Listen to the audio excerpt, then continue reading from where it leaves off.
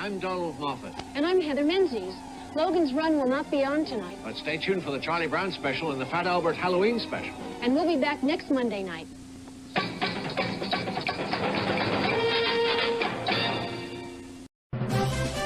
Word Balloon is brought to you by the League of Word Balloon Listeners.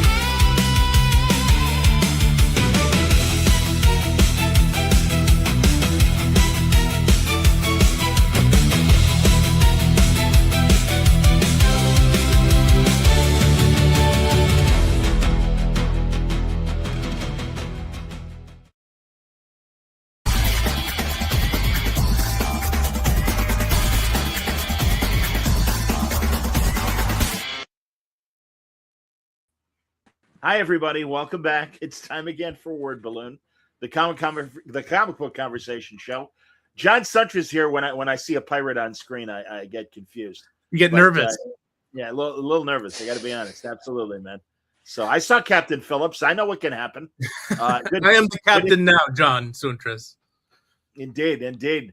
Welcome, everybody. I'm very excited to talk today about an upcoming book from Boom this Wednesday, in fact. Here, I got the cover. Speaking of pirates, it's Vampyrates. There we go. Excellent. And I got it. I want to make sure I say, of course, Fred Van Lente, I can say very easily. And there we go.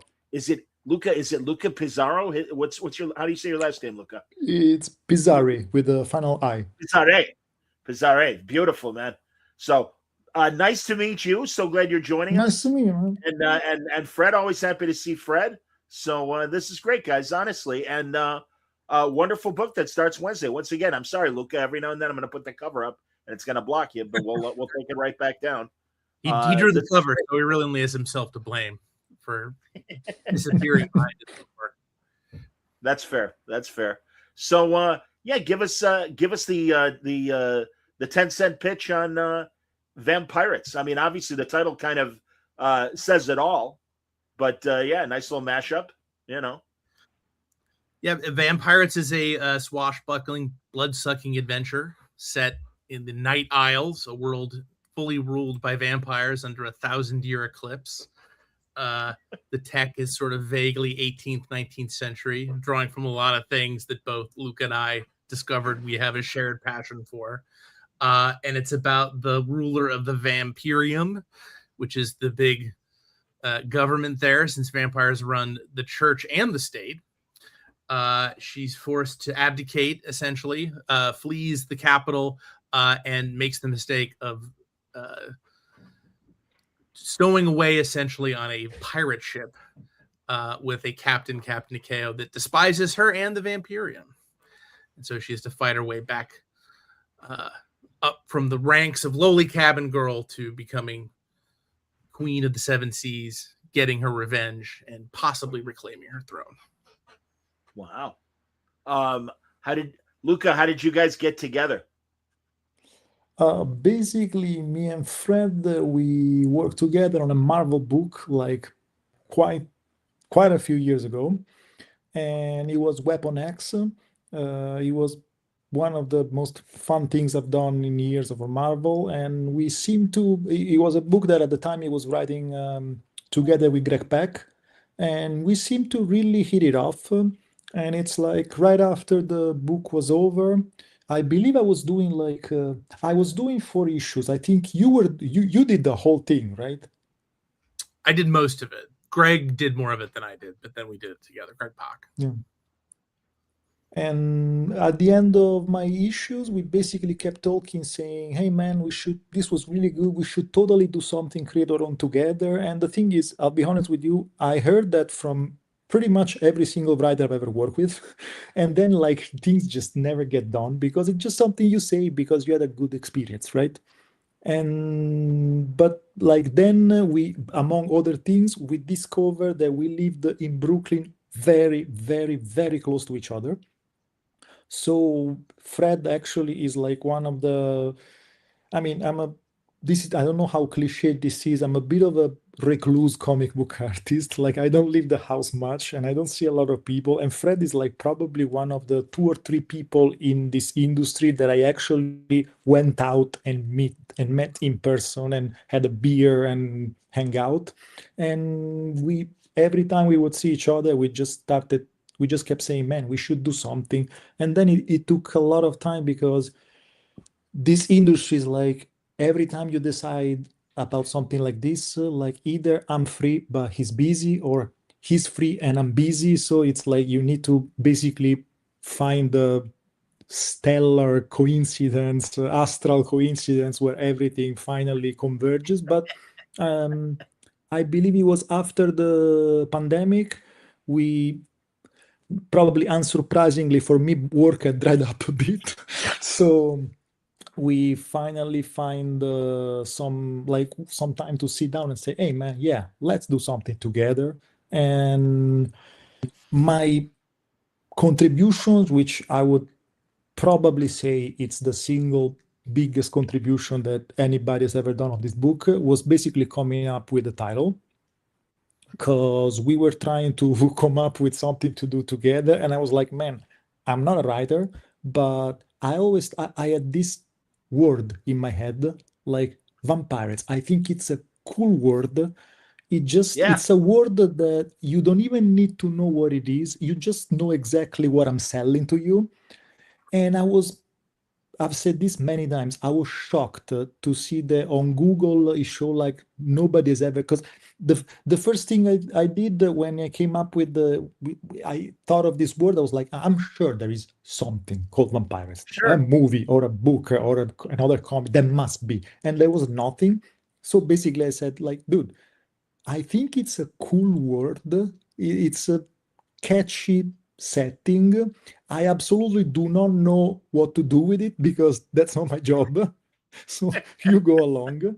And I like to think that he struck something inside him, because he came back, like Fred came back like 2 days, 3 days later with a complete like treatment.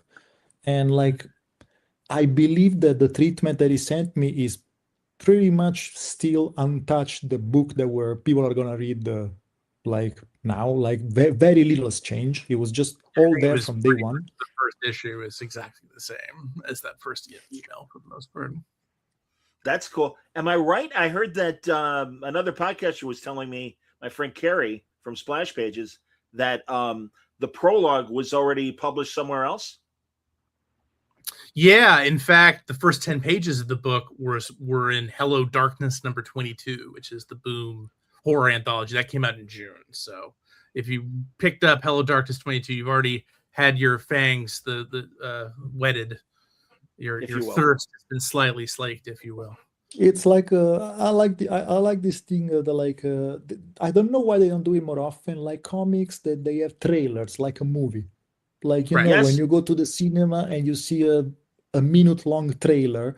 And I don't know why comics don't do that, like, because I think the format is perfect for that. You just pick we have a great trailer. We have a great book and a fantastic video for us. Or it's like and really the way it reads, it almost reads too like the opening of a James Bond movie, where it's kind of a mini adventure, and then you get to the main story and everything. Exactly. Yeah, exactly. That's pretty much cool. what we're going for. No, that's great. Did designs come to you right away, Luca?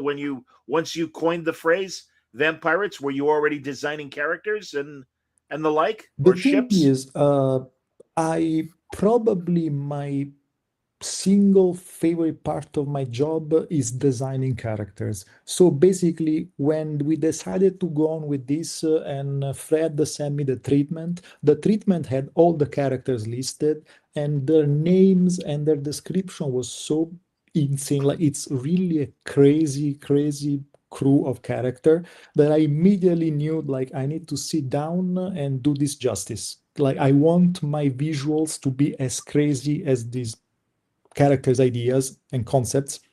So the thing is, visually, even though I am the first one to say that I wouldn't consider this a traditionally horror book, but of course, when you do a vampire book, you're influenced visually, at least I was influenced visually by a lot of like vampire literature, like movies and comics and stuff.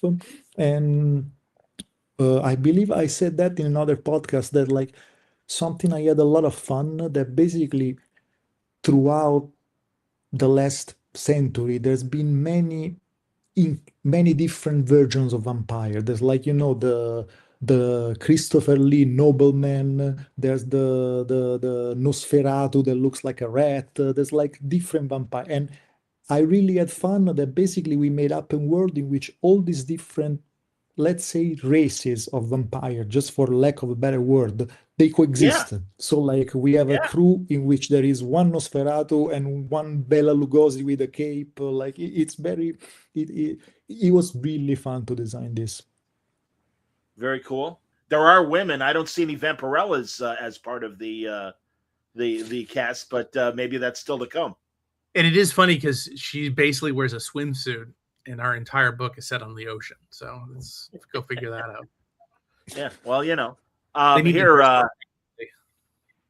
already somebody made a comment. The Great Devlin says, "I heard about this book about an hour ago. The title alone sold me."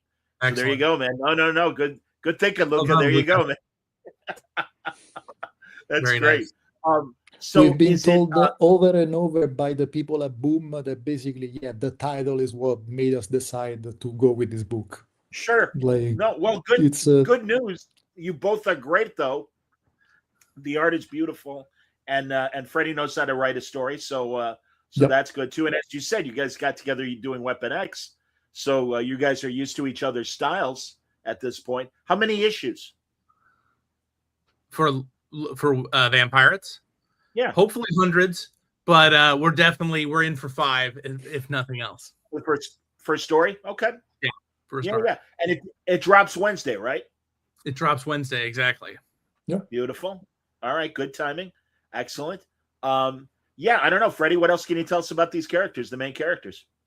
Well, Luca did a great on one podcast described them as like the Doom Patrol, but they're vampires, which I think is sort of a great way to describe it. Like, we have one character, a lot of this is inspired from various random like vampire and pirate lore. So like, Blackbeard famously set his hair on fire with gunpowder. That was one of his shticks. So we have a character, Smokey, whose beard is fire.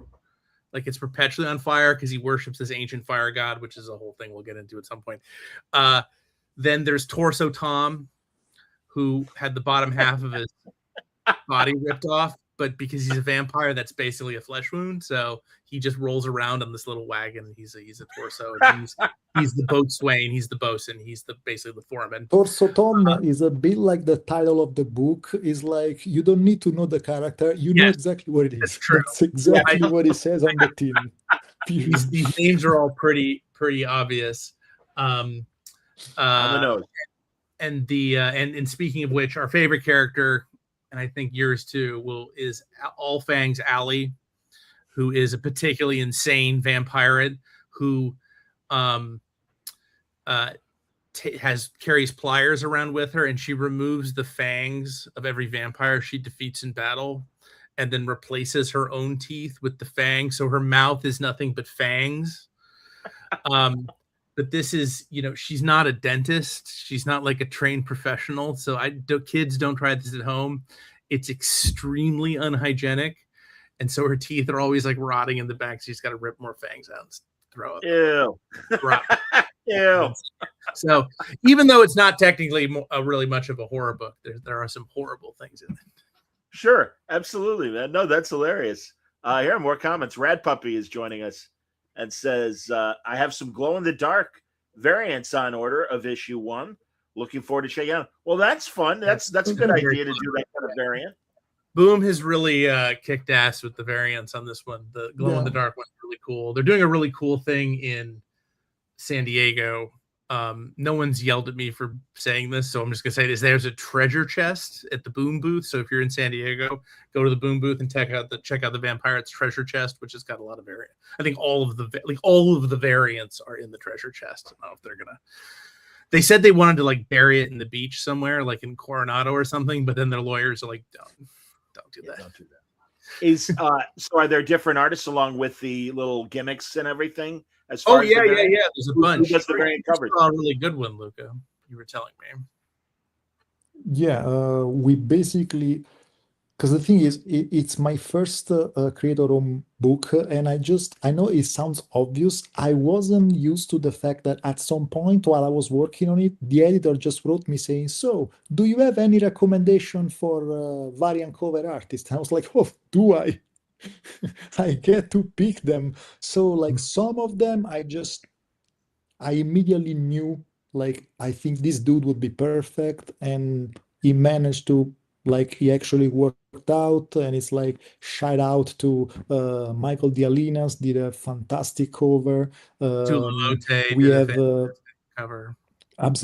Tula Lote did as usual, a Beautiful. beautiful painterly style cover, and we have one by Bengal, which is amazing. Bengal is, by the way, it was completely 100% our editor that came up with that idea, and when I saw it, I was like, this is perfect. And I don't know, like the other day I was talking to Fred, like basically there's the little Boom server where I upload the pages. That every time I finish a page, I go there and upload one. And then I noticed there's like more covers, because in the meanwhile they are asking people to make cover. So every time I go there, I'm like, ooh, there's a David Aha cover now. It's like beautiful stuff. Like really, really Wow. cool. That's great. No, That's it's wonderful. been it's really, really cool. Like to see also, it means that, I know it's stupid, but like it means that since he's done a variant, it means that David Aha is gonna receive a copy, which means that David Aha is gonna be aware of my work. To me, it's a little thing, but it's like insane. No, I get it. Absolutely. My God, that's wonderful. And also that's wonderful that Boom believes in the book as much as it does, that Man, it's commissioning all the variants too. Again, it's absolutely my first rodeo when it comes to creator owned, but I was every turn I was shocked about how well the whole Boom marketing department treated us. Like they seem to really believe in the book to the point that I was like, really? Like I mean, I knew that we had a really good book in our hands, but it felt really good to see that they were like, no, we're gonna push this thing and make it sell. And they really seem to enjoy, to generally think that the book was gonna do well. And let's see. I'm very, very happy.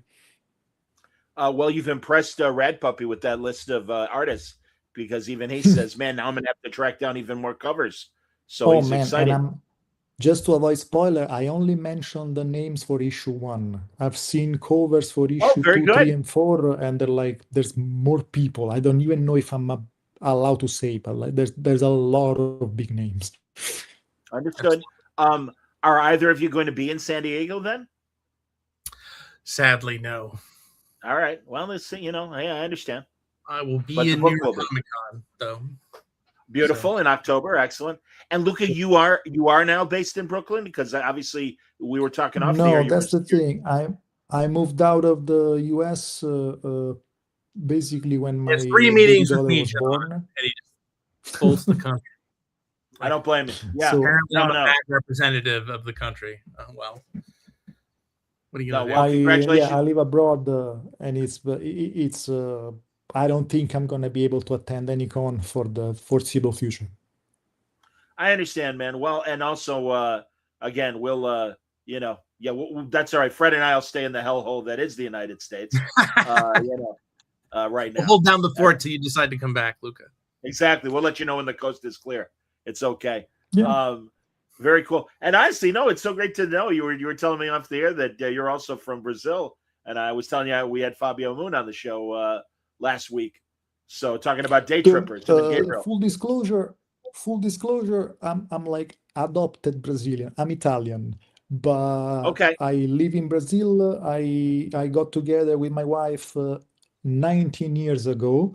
So basically, I speak what I like to think fairly good Portuguese. I understand it very well. I've been living here for a while. It's my second home, but I'm Italian. I'm not Brazilian. Okay. Well, regardless, nothing impresses me more than when I speak to a non-American or a not someone that is not born speaking English, and what kind of command they have of the language. And clearly, you do. I certainly couldn't do this show in Italian. I'm of Greek descent, and I certainly couldn't do this show in Greek or Portuguese either. Well, So, way to go. yeah, that's the thing, especially in our world, in our job, if you don't speak English, you don't work. You just cannot work. Yeah, So, yeah. No, I get it, man. Absolutely. Who is your editor for the book? The great Sebastian you want Gerner, it? who I met at Marvel. He was actually an intern in the office, like literally when we started doing Incredible Hercules. So I met him very early on in his Marvel career, and then he became a full editor. He was at TKO for a while. We actually pitched him this book at TKO. He liked it. TKO passed, but then when he went to Boom, he actually reached out to us and got us aboard and said, "Is Vampyrates still available?" And because of all the life issues Luca previously mentioned, we were like, "Yes, it is still available." So it wound up at Boom. And we couldn't be happier. That's excellent. No, very good. I love it. And again, all right. So 5 issues, and again, we start on Wednesday. Do we have? Do either of you have favorite vampire films or television shows? And you know, there's the classics, but you know, even any surprises, because like I'll tell you, I've liked a couple of the recent Dracula reboots. The Netflix show that was from a couple of years ago, I thought was quite good, and also that NBC one that oh god, it's not Johnny Lee Miller. It's an actor that sadly No, the I poor get it. guy. I know what I You know what I'm haven't talking watched about, it, but I understand what everybody told me they're great. To my surprise, I ended up hating the Nosferatu remake. Oh, interesting. Like I really thought like, man, this is a movie made for me. I am gonna love this, and I didn't. It's my least favorite Robert Eggers movie, and it's my least favorite Nosferatu, but I liked it. Visually, it's beautiful because I believe that he's like incapable of doing something that looks bad. But it wasn't a great movie. But I'm very biased because I think the Francis Ford Coppola Dracula is probably before we started doing this movie, like since forever. It's probably my top 3 favorite movies ever. Like I love the movie. It's probably one of the movies I've watched more in my life. I find it perfect. It's really a beautiful movie. And also, if I don't mention Fred Will, so I might as well say it, we are both huge fans of 1960s Hammer movies. I love them. Yeah, me too. To be honest, for the sake of the transparency, I think the Vampire Hammer movies are like my least favorites, but still, like Hammer as a whole, as a movie making. Sorry? You like the Frankenstein?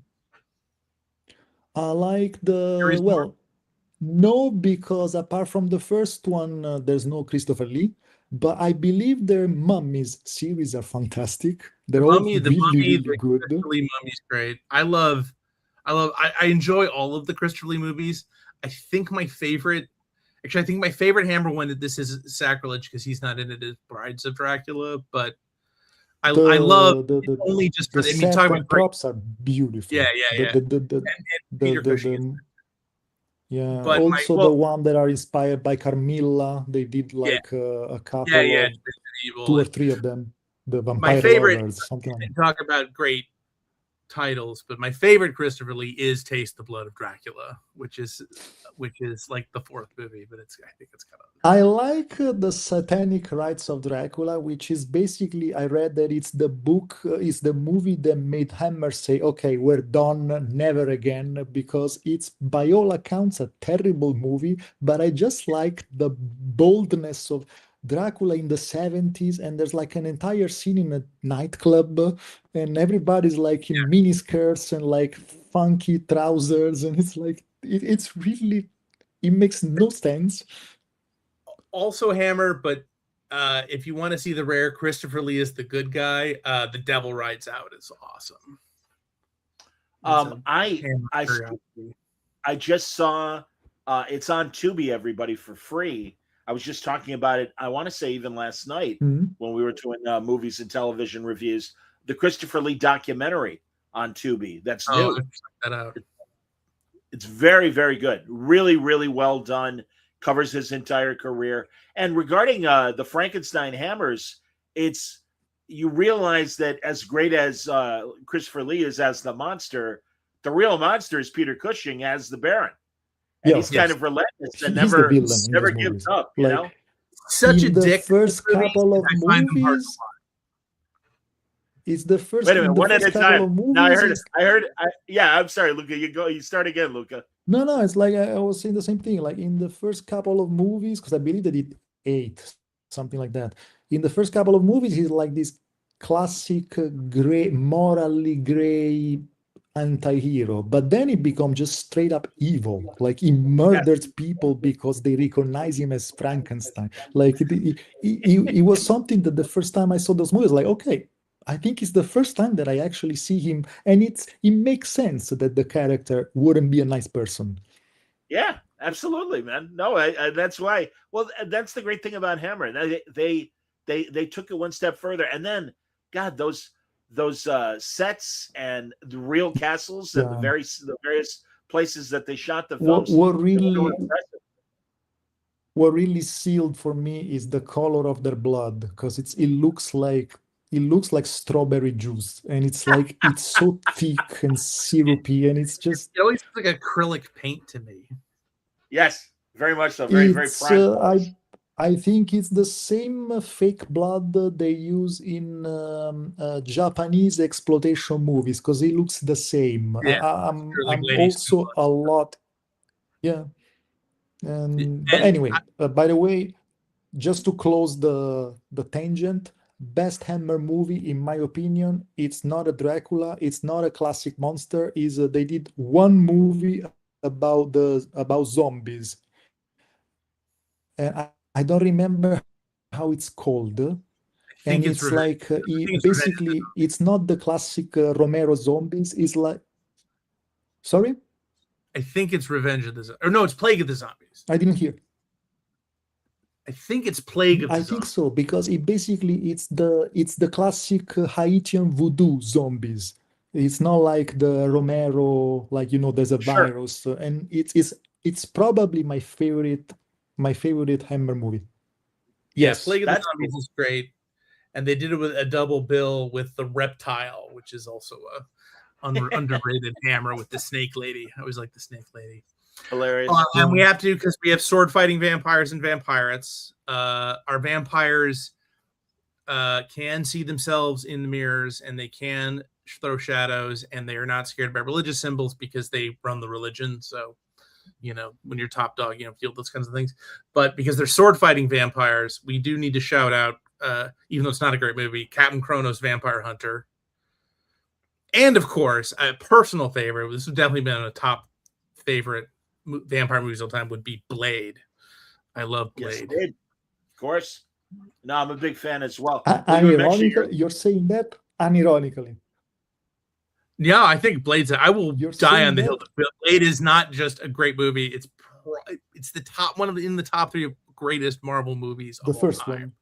I agree. The first one, yeah. I think the second one's pretty good too. I agree with both of those things. And also third one I turned off after 10 minutes. Yeah, and it's a shame because Hannibal King and all the other ancillary Marvel Dracula characters that they created. But what I love, I mean, everyone always points to either the X-Men movie or Spider-Man as the beginning of the modern comic Right. book hero period. You know, Batman and Robin being the last of those bad 90s movies. Right. But really, it's Blade in 98 that I Yeah. always say was kind of the proof of concept to allow them to continue. And yeah, Wesley Snipes was great. Brad Dourif was great. No, I really enjoyed it. And of course, Christopherson as Whistler. I mean, Yeah. no, it was good. No, it's a great movie. And I was going to say too, I don't know if It's Luca, if you've ever insane seen that. it. Oh, go ahead. Yeah. No, it's insane that I think it's the same year that they had the Spawn movie, which is, I think, one of the ugliest movies I've ever seen in my life. Like, comics or no comics. Sorry? Yeah, the 90s they tried so many times and kind of missed the mark until Blade. So yeah, Spawn is another one like that. I agree. But mentioning Nosferatu and the new Nosferatu, Luca, I don't know if you ever see and I don't even know if it comes down to Brazil, but well, yeah, well, again, yeah, you are currently in Brazil or no? Yes. Okay.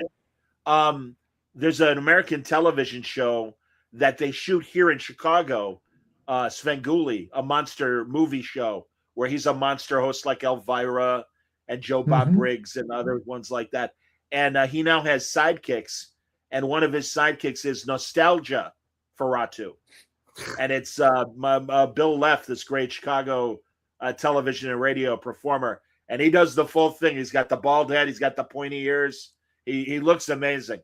And yeah, it's very funny. It's very, very Where funny is the it? way he plays it. Where is it? It's Where? Where? It's on Saturday nights here in American television on MeTV. And that's It's one not of on a the streaming platform. No, it's on cable and also if you have digital channels, if you have a digital antenna, it's one of those sub channels for people that get their I'm gonna look over for the it. air. Yeah, it's fun.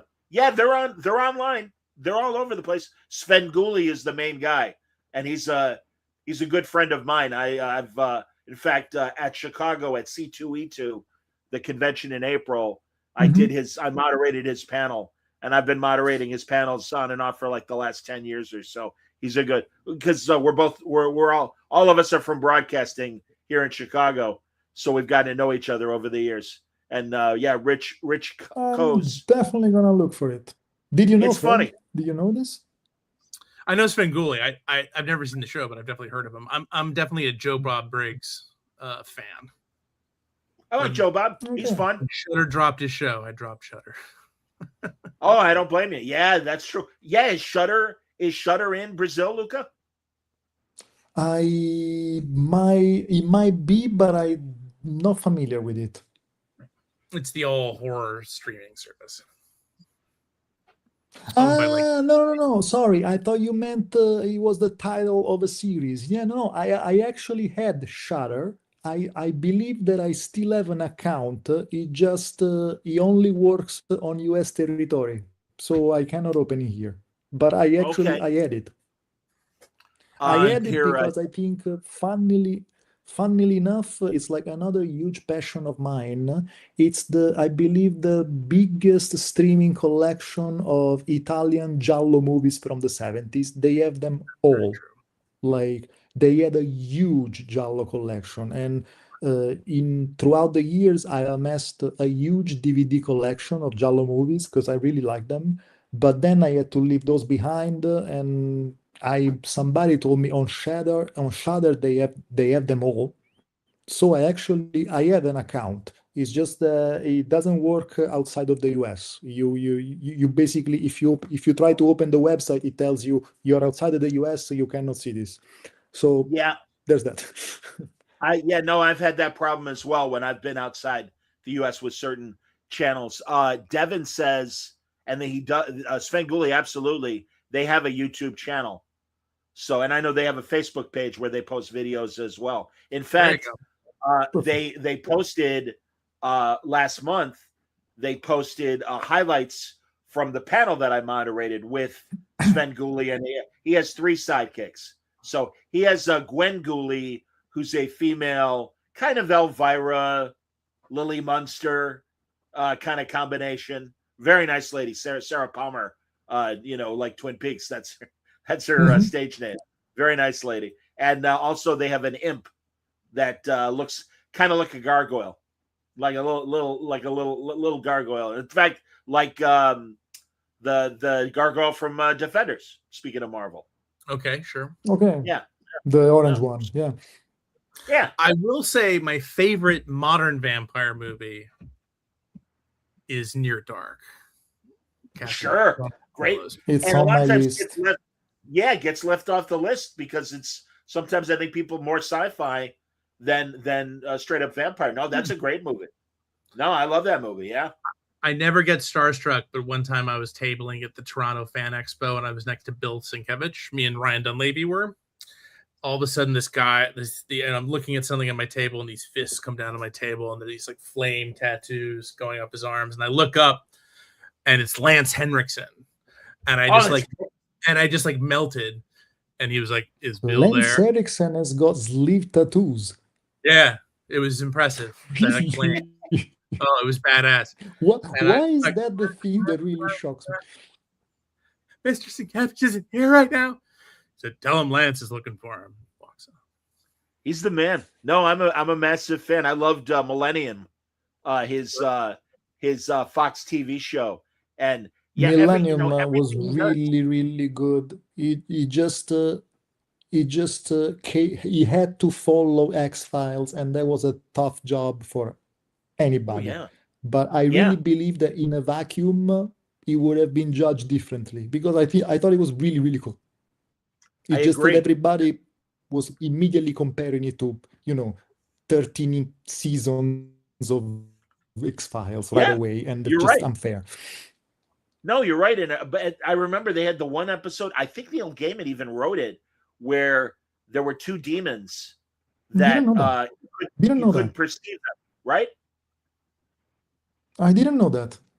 Okay. Yeah, I want to say it was one of the kind of outside of the big story in Millennium kind of things. But no, Frank Black, he didn't need any makeup or anything. That voice, was just nothing but terror.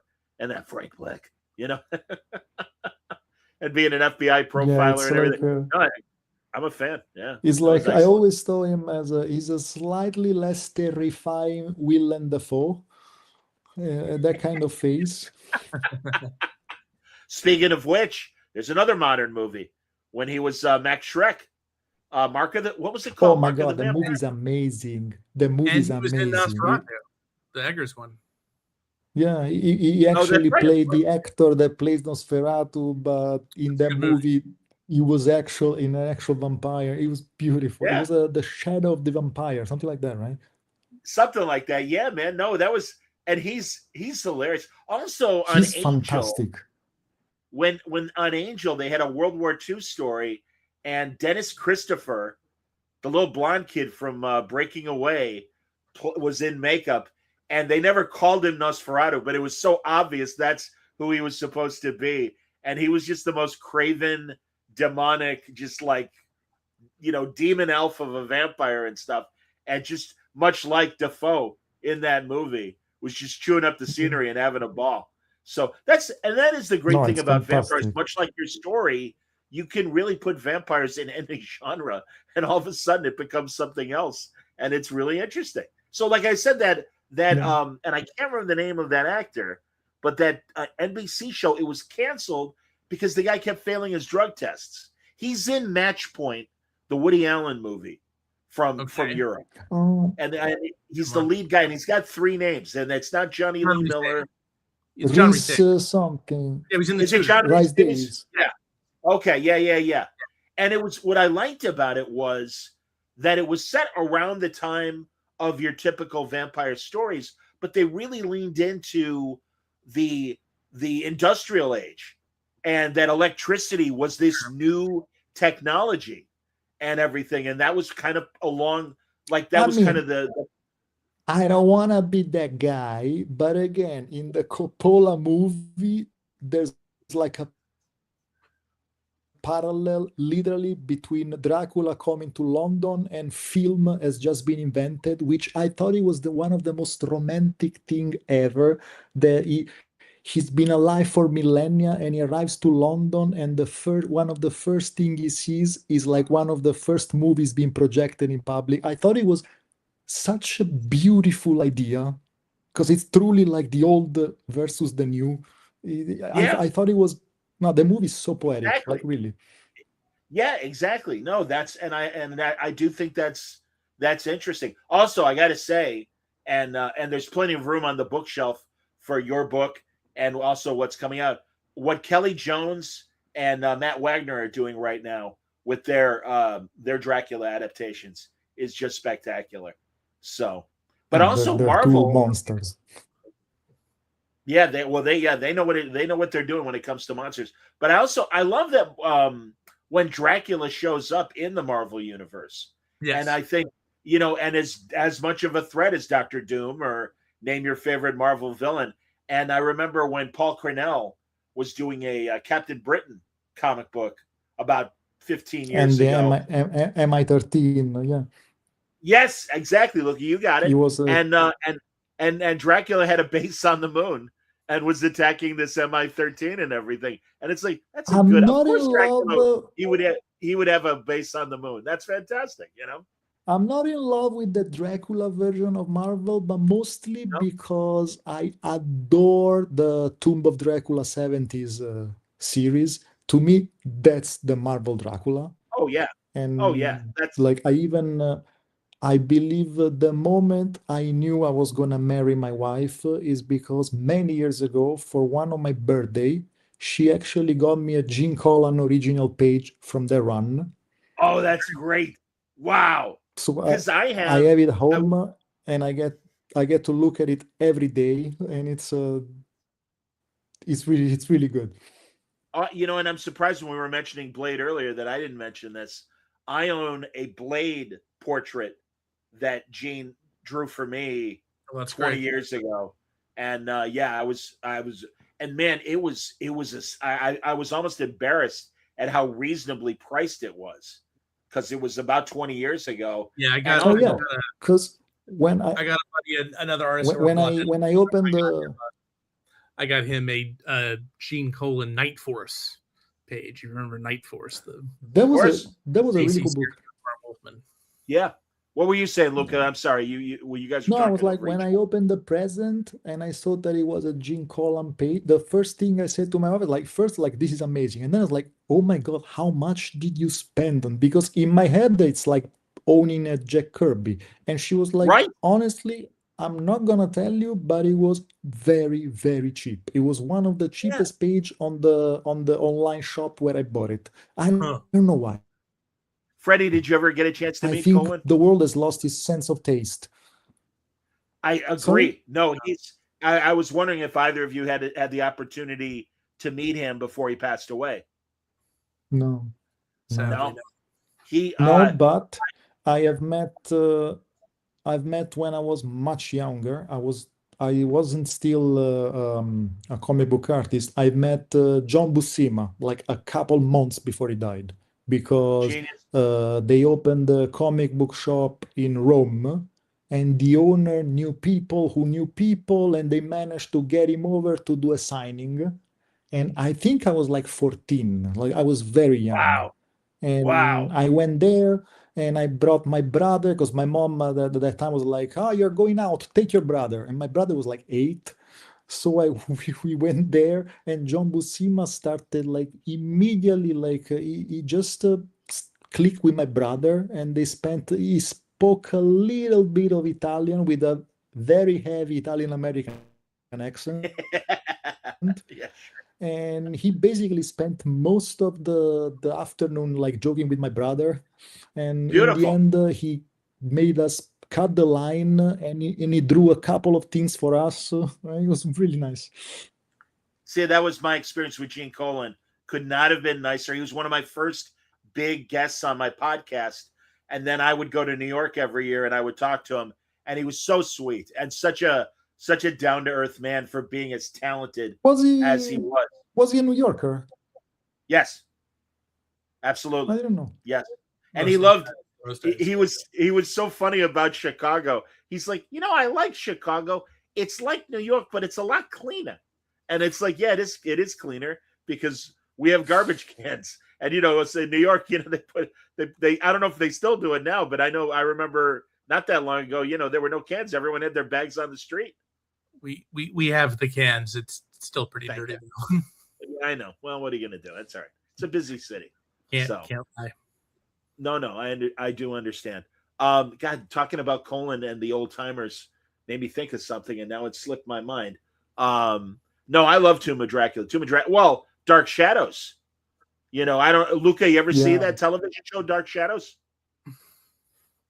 Yeah, because also now it's random that I would just mention it like that, but I also lived almost 10 years in London.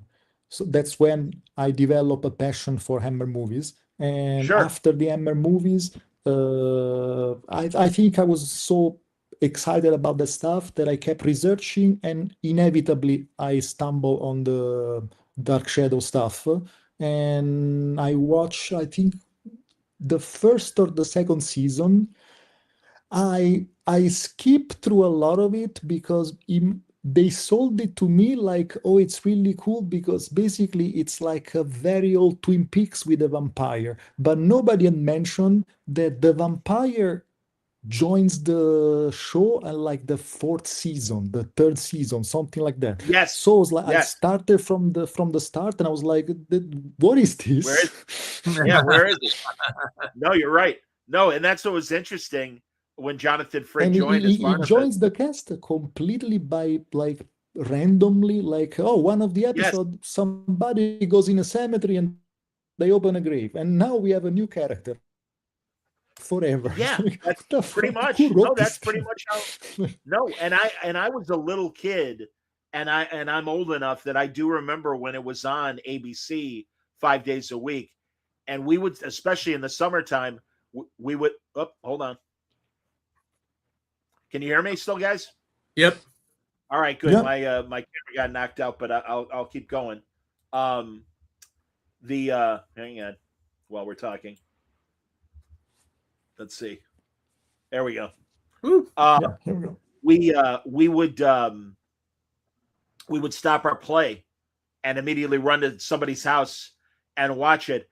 And I was behind the couch, scared out of my mind, because between Barnabas and Quentin the werewolf and the music, it scared the shit out of me when I was 4 years old. So yeah, I was very, very afraid. And now I love that it's on Tubi and stuff. And God, I'm really glad they hung onto the tapes as much of that show that survived, because it was 5 days a week. There's a couple hundred episodes of this show. Also because the Tim Burton movie was terrible, like terrible. Yes, it was. Yes, it was. Yeah.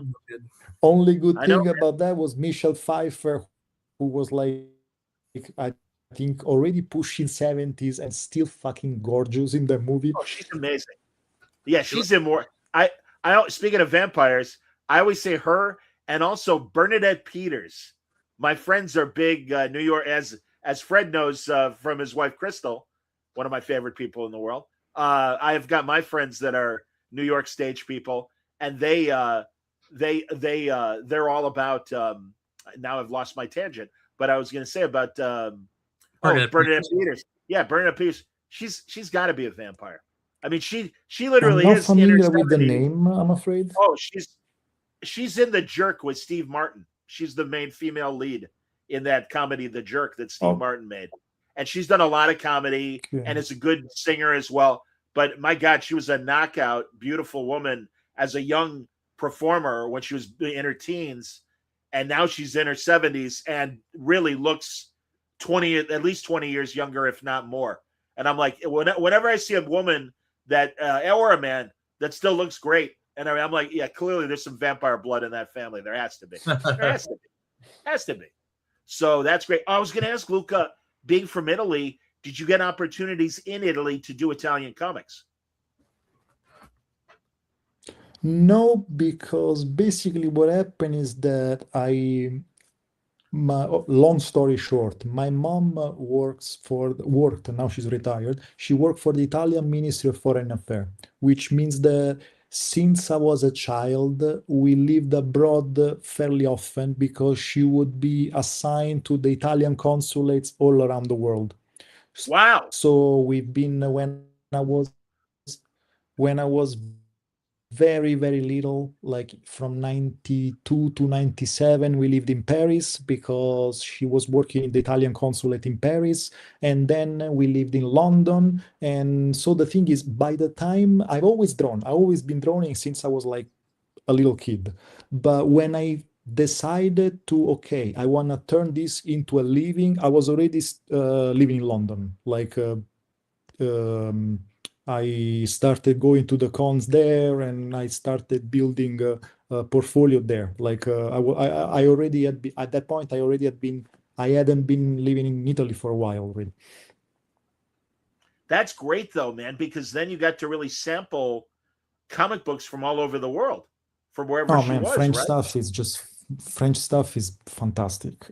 And the thing is, Yes, very I much so. haven't just for the record, I haven't worked in Italian comics, but I am very familiar with Italian comics. Like I know the Sure. industry very well, and they are amazing.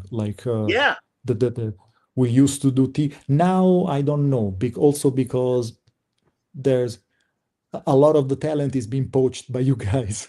But in the 70s and 80s, there were that was amazing stuff going on in Italy, like really beautiful stuff. Yeah.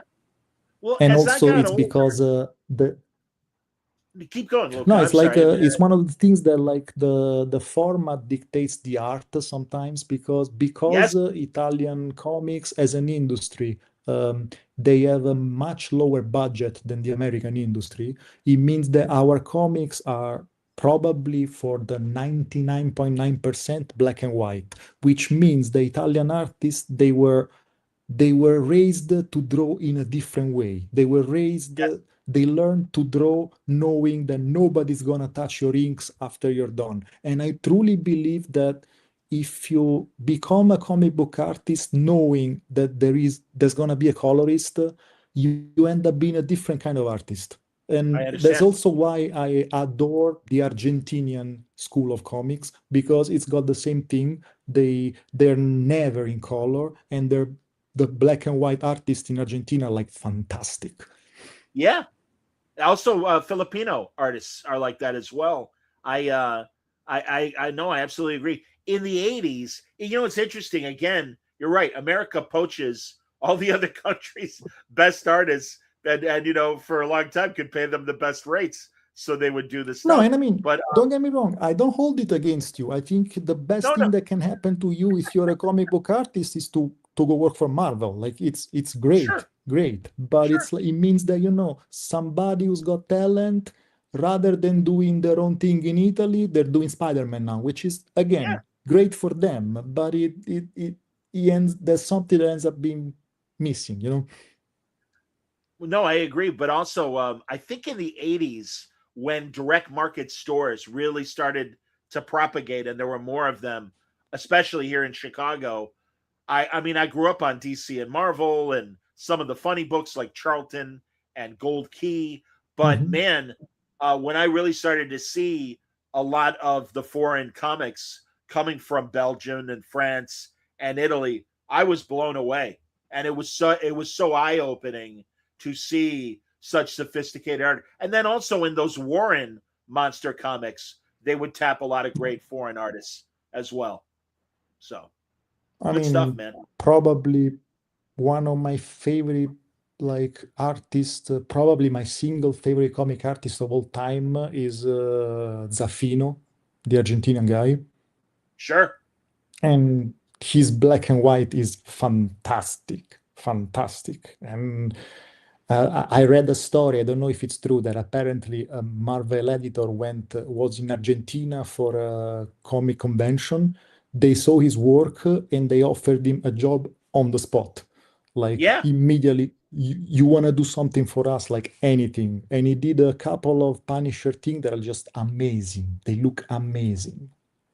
Well, and it was the same for DC in the 70s when they found all the Philippine artists and Spanish artists and other countries. And thank God, man. No, it's hey, and again, we just had our big 4th of July 250th birthday celebration.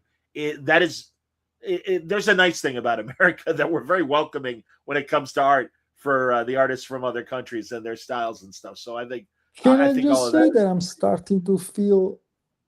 Can I just say that I'm starting to feel a bit guilty because maybe I feel like we should talk about the book a bit more.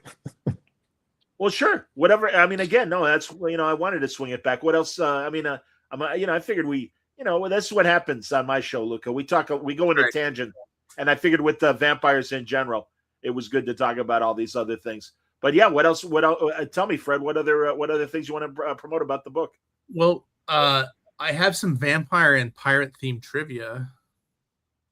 If you'd be interested in that, I would love that. I think that would be a great idea. We've got the word balloon trivia round, which is traditional when I come on the show. Indeed. And John keeps asking me back, so he can't be too upset about it. No, I love it when Fred brings trivia questions. And so He's let's bring in a guest contestant, shall we? Oh, please, by all means. Incredible. Fred's bringing. I know who he's bringing. That's all right. Here comes trouble.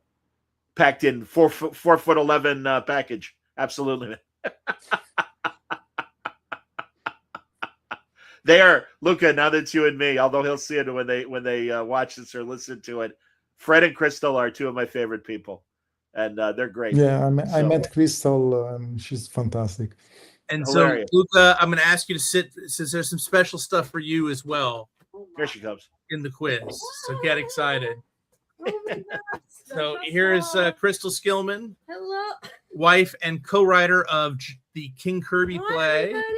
Hi, John. That I would be Hey, remiss Crystal. if we're here to plug Vampyrates, but since John is such a huge Crystal fan, Indeed, absolutely, I would have to absolutely. add, our play King Kirby is coming back. Vampyrates. There you go. Also, King Kirby, our play about Jack Yes. Kirby, is returning to New York City finally at Mhm. the end of August. So get your tickets now from Brooklyn One Productions. Yes. When, August when 30th. say it again, the 24th to the 30th. Yeah, the 20th through the 30th in Industry City, which is probably it's like the party town of Brooklyn. It's literally next door to St. Mark's Comics, Yep. the theater. So you Oh, can that's you great. can nerd out like crazy. Yeah. It's going to be a jolly good time. Fantastic. No, I'm glad to hear that. I think when we get closer to performance time, we'll probably come back and do a full King Kirby conversation as well. Yeah, absolutely. I've been in general revisiting comic book scripts and comic book theatricality on stage. So maybe we can weave it into some That'd be awesome. theater plus comics equals peanut butter and chocolate. And awesome. And Great also, taste together. Yes, indeed. So traditionally, when I come on John's show, we do the word balloon trivia. This is official word balloon trivia, except no substitutes on word balloon. And you guys, the legion of word balloon listeners, can play along on YouTube. You know, with John knows almost everything. yes, Luca and Crystal will fill in the gaps. try. And if the three of these don't get it, feel free to drop in the comments if you know the answer. Please do. And Yes, the we're all prizes on the same we have are, I must say, amazing and incredible and really inconceivable in the sense they don't exist. Inconceivable. But if they did exist, they'd be amazing. So John, are you ready? May I? I'm as ready as I will be. I apologize. Okay. So as usual, this is Word Balloon. This is game 9. John, I've been counting them. This is the 9th time we've done trivia on Word Balloon. Fantastic. It's getting Fred, you give such an effort to do this, and I truly do appreciate it. What happens So is I have it's officially already longer than a standard British television series.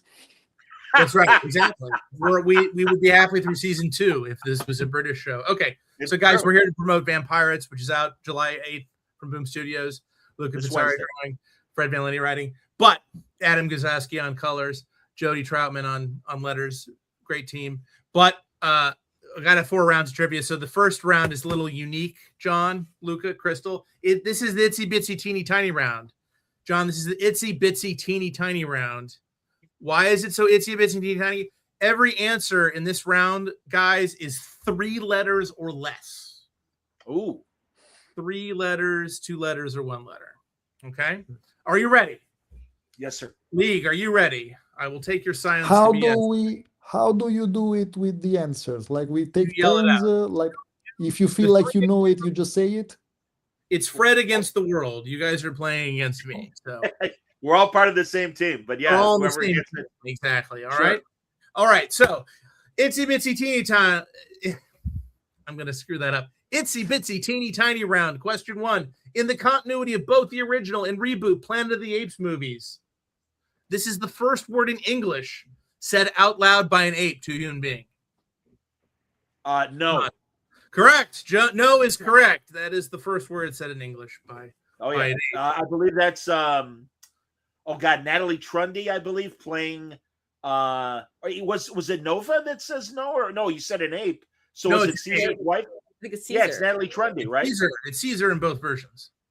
Oh, of It's course. Roddy shame on McCall in Conquest, Right. and then obviously Right. Andy Serkis in the reboot. Okay. Itsy bitsy teeny tiny round. Question number 2. Darkseid, Flamewing, and Nightbird are just a few of the characters introduced in the pages of Jimmy Olsen, Superman's what? Pow. There you go, Luca. Pal, Superman's pal. Correct. All right, Crystal, this one's sort of for you. Oh, I almost got not Planet of the Apes. Okay. Number 3, Rex Grain. Rex Grain, ace reporter for the Daily Crusader, is the secret identity of this Steve Ditko creation, who first appeared in Wally Wood's Wits End fanzine in 1967. Mr. A? Correct, Mr. A, MRA. That is right. Itsy bitsy. I never knew his identity's name. That's fantastic. I had to look it up. When Ian Fleming worked for Her Majesty's Secret Service, the real-life head of James Bond's agency MI6, whose name was Mansfield Smith Cumming, signed his letters how? M. Incorrect. Oh. Mansfield Smith Cumming. Well, in books, he's M. In real life, he was MSC. He was C. He signed his letters oh, C. sure. Oh, yeah, of course. Cumming. Because also like in Greg Rucka's Queen and Country, the guy who's in charge of the organization is C. Oh, there you go. And Yeah, also exactly. That's the and real the guy. Sandbaggers. And the Sandbaggers as well, the British spy show from the 70s. The spy master is C. So That's yeah, right. that makes sense. That's in the Operation Mincemeat era of British intelligence. Yeah, Crystal. Oh, I'm so glad he mentioned Operation Mincemeat. I'm hearing good things. It's a musical? It's a musical, and it's a fascinating piece of history. A couple of things of note, a little sidebar. The original creator stuck with the show in Britain, made it a thing. And so in this day and age where everyone's replaced with celebrities, they became the celebrities. So kudos to them. And it's only a 5 up to 6 person cast, and they double in several roles. And that's the stage magic. It's fun. It's a very cool show, and it has a really killer act 2 opener that may involve Hitler.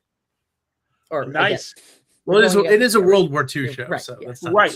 Well, I know there's a movie based on the real events of Operation Mincemeat that was on Netflix. That's excellent, and it also is a really interesting British World War II spy story. And again, Ian Fleming used to work for British intelligence during the war as well. Ian Fleming is a major character of one of the 5 ensemble, and often appears in the musical. Yes. He's a character in the movie as well. And bringing it back to Christopher Lee, was a cousin of Christopher Lee's, and both were in British intelligence during World War II. And I used to love when he would be interviewed. Go ahead, Luca. What? One of my favorite things to do when I'm drunk, go do yourself this favor, go on Christopher Lee Wikipedia page and drink a shot every time there is something insane that happened to the man's life. Yes. Like the man Yes. had a fucking life. Like really, Yeah. one of the things that very casually he mentions in a paragraph that he has been an actual real secret agent with Ian Fleming. And Oh, I didn't- basically, And that's where Ian Fleming got a lot of the inspiration for his 007 is from You got it. stuff he's done with real life Christopher Lee. Like, He's what? so tall. You'd think that would be a detriment to being a secret. Yeah, exactly. That's true too. That was Crystal. I was telling the guys that on Tubi, there's a great Christopher Lee documentary right now, and it's incredible, incredibly good. But also on the special features of the Man with the Golden Gun movie, where he played Scaramanga, the assassin that's going after Bond. First of all, as you said, Fred, he is so tall. He's like one of the few Bond villains that was actually taller than James Bond, and likely Connery as well, I'm assuming. But Right. He would talk about his intelligence career, and he's like, people ask me all the time what I did, and he goes, and I tell them, can you keep a secret? And they say yes, and he said, well, so can I, and I will never tell you what I did. And really, like, he went to his grave. He never wrote about his exploits during World War II. So yes, forgive me for the Operation Mincemeat tangent, but I do find the subject fascinating. There you go. I love that show. So, all right. So, Itsy Bitsy Teeny Tiny Round. I'm very proud. Luca, John, and Crystal each have 1 point each. So, well done. All right. Question 5 in the Itsy Bitsy Teeny Tiny Round. At the end of 1997's Men in Black, Tommy Lee Jones's Agent K retires, leaving former NYPD cop Will Smith's Agent J to partner with Linda Fiorentino's ex-coroner, and she is codenamed Agent what? Q? Q. No, we already had that. No. It's in the same general vicinity as the other. Yeah, I was gonna guess like L or M. Yep, or L is correct. All right, That's John. right, Has all 2 right, points. I love this. Those are fun movies. I never saw Honestly, the newer one I with Chris think Hemsworth and the Tessa woman Thompson. that was Valkyrie in the Thor movies. Tessa Thompson. Tessa Thompson. Thank you. Yeah, Yeah, I didn't see that one. All right. So once again, Itsy Bitsy Teeny Tiny Round. All of these questions are 3 letters or less. This is the name Kryptonians bestowed on their red sun their planet orbited around until it didn't. Is that Rao? A-R-A-R-A-O? That is correct. Wow. Rao. R-A-O is Wow. what it's the name of the red sun of Nice. Krypton. And an excellent Italian spaghetti sauce, Luca. Rao. It's true. Well, Well, restaurant. Luca doesn't buy store-bought. it's Yeah, of half course. Italian, half Kryptonian, actually.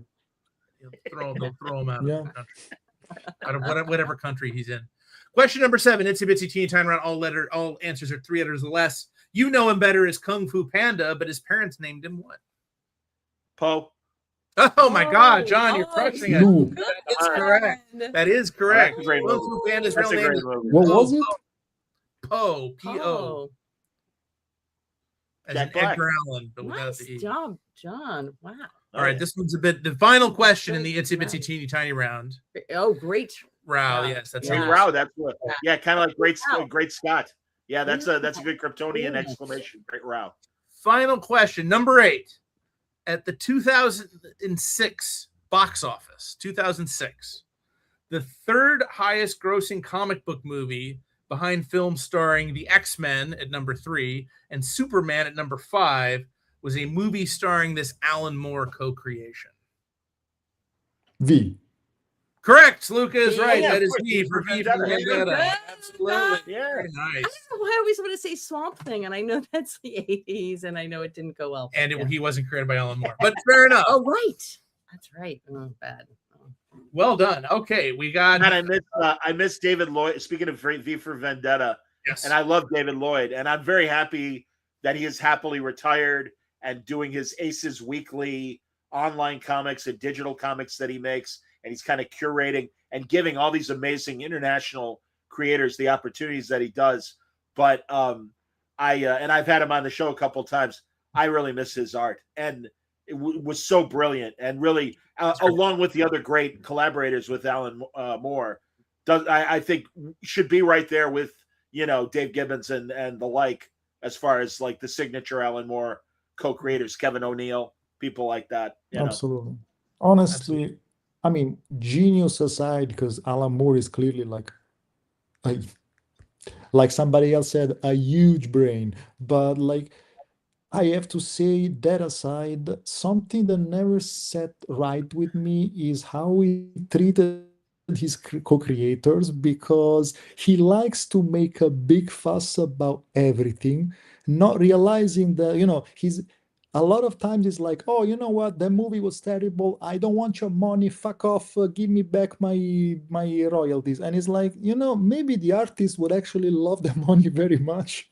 Like, well, I thought he I actually, read an interview. I don't remember who was, of somebody that said like, well, I'm sure he did it without meaning, but he basically fucked me over, because I would have really loved the money and an adaptation being done. I thought, well, and I understand that, but I thought he said, take my name off, give whatever money you were going to give to me to the artists. Yeah, but also a couple of times he was offered to make adaptation of his work, and he said, no, fuck that, we're not doing that. And the artist was like, well, actually, I would have loved that. I would have needed that. Thank you very much. No, I understand. I didn't realize that. Wow. Luca, I'll never do that to you. I promise. He will say yes. Yeah, to me, it's like, it's a bit like you don't understand your privilege. Like Alan Moore is like one of the biggest name in the biggest name in the industry. He can afford to say, I don't need that. Maybe, his collaborators can't. And it's no, you're right. It struck me a bit like, just do it for them. Yeah, you can always like give an interview somewhere saying, I didn't want it. No, I get it. You're right. It's just a very minor pet peeve of mine. Good tangent. So the next round of trivia is great things about Alan Moore. I'm sorry, Luca. You're going to look really embarrassed. I'm kidding. We're here to promote Vampyrates, the new comic from me and Luca that's out on July 8th. And you know what pirates have? You know what we have in Vampyrates is a captain. We have a fantastic captain, the mysterious Captain Nikeo. Yes. I know, Crystal, she's one of your favorites. One-eyed like many pirates. What is she up to? She's mysterious, but you know what they love in comics, guys, is captains. This round of trivia is called Captains Courageous. People love captains in geek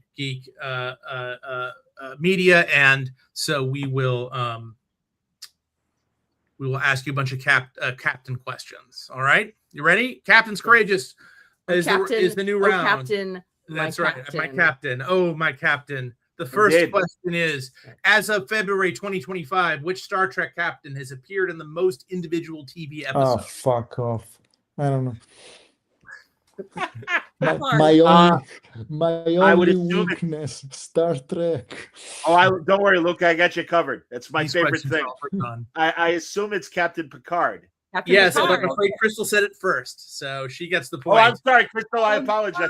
That's right. Okay, John, for an extra point, can you name how many episodes as of February 2025 Jean-Luc Picard has appeared in? No, but I know 7 seasons of Next Generation and 3 seasons of Picard. And not to mention, and he appeared in the pilot Deep Space Nine. That's right, of course. Yes, and yes. He appeared a bunch. I think he's in various. 209. Isn't that amazing? I know. Although, interestingly, this is when I went to look this up. He's only the third most reoccurring character in all of Star Trek. Can you name the most frequently appearing character, John? Of course I can. That would be Worf. It is Worf, yes, because he started. Yeah. Well done. Number 2, Next Gen, 3 or 4 seasons of Deep Space Nine, right? And then, of course, the movies and the 1 season of Picard. So Michael Dorn wanted a plane. That's the only reason he agreed to appear on Deep Space Nine. And also mentioning captains, he's been politicking hard for a Captain Worf television series for the last 20 years. Give it to him. He needs another plane. There should be. Number 2, the 5 forgotten warriors who fought the Justice League and the Justice Society were Jonah Hex, Miss Liberty, Enemy Ace, the Viking Prince, and John Fowler, the sea captain, better known as. Is that the Black Pirate? That is the Black Pirate. Well done, John. Oh, wow. Thank you. And I love my non-superhero DC and Marvel characters. You'll like this. So yeah. Oh no, I'm a big Black Pirate fan. I used to read those reprints. I like this. Question number 3. I like this because I don't want to jinx it, so I'm not going to say it out loud. Number 3. Tom Evans, a secret agent who got superpowers from aliens, first appeared in the self-titled series published by Cumley Comics with an X of Winnipeg in 1975. I'm going to guess, is it Captain Canuck? It is, in fact, Captain Canuck. Yes, indeed. Sure. Well done. Fantastic. Don't know anything else. He predated John Byrne's Weapon Alpha / Vindicator / Guardian. Yes. I've never read it. I heard of the character. I thought it was. I'm trying to think of a nice way to put this. I thought it was like a joke comic. Like it's an actual thing. I mean, it's a comic that existed. I mean, with the name. No, but I thought it was like comic, a parody. It sounds like kind of a gag. It might have been a parody. I've only seen the covers. I've never read Captain Canuck either, but I've seen the covers. It makes me want to make that a musical because I want to hear Canuck sing a song, and I think of all the rhymes. Good song material. Hey, wait a minute! Look, it's Captain Canuck. Like you could just really, yeah. Question number 4. You got a cutter mouth. I didn't realize that. This sweet little thing, and I didn't realize what kind of potty mouth you've married, Fred. I'll try living with her. Captain's Courageous. Question 4. One of Howard Chaykin's earliest solo creations was the swashbuckling space pirate who first appeared in DC's Weird Worlds anthology, but is most famous from a standalone graphic novel, Fires of the Revolution, drawn by Mike Mignola. Ooh. Oh shit! Shame on me. And I usually know my Chaykin. Is his title with the word captain in the title? No, he is himself a captain. Okay. Luca? It's an animal and a mineral. Yeah, that is correct. That is 100% correct. What is it? A period piece? What era is he from? Space. It's like a 30s space. What era is he from? Space. They're space pirates, but they have wooden ships because this guy lives on a planet where there are anti-gravity trees, because that's how we're rolling in this series. Outstanding. Iron Wolf. Iron Wolf is the name. Of course, Iron Wolf. Yeah. Mineral plus animal. Luke, I'm giving you the point. Yeah. Close enough. That's pretty good. I like it. Iron Wolf. Number 5, this anti-slavery, and I should say it's huge influence on me in Vampyrates. Number 5, this anti-slavery pirate comic was Will Eisner's biggest creation before The Spirit. He wrote and drew it under the pseudonym Willis B. Renzi. I have to be honest, I only know this because you mentioned it in pretty much every goddamn podcast we do. That's right. And its name is? I don't remember. Nice build up and then nothing. Another year. Because very Hawk of the Seas? Yes, John is correct. It's Hawk. All right, I knew it was in there somewhere. Absolutely. No. Again, right. So the pre-superhero era of comics, Freddie, I don't know, and Crystal and Luca, Nikki Wheeler Nicholson, her great granduncle was Major Malcolm Nicholson, who was the first guy to approach what would become the publishers of DC Comics before Superman, and he really had the first wave of. In fact, there was Fun Comics before there was More Fun Comics, and several superheroes appeared in More Fun Comics. But I'm telling you, that pre-1938 period, that fascinates me, and including Eisner. And Hawk of the Seas. Yeah.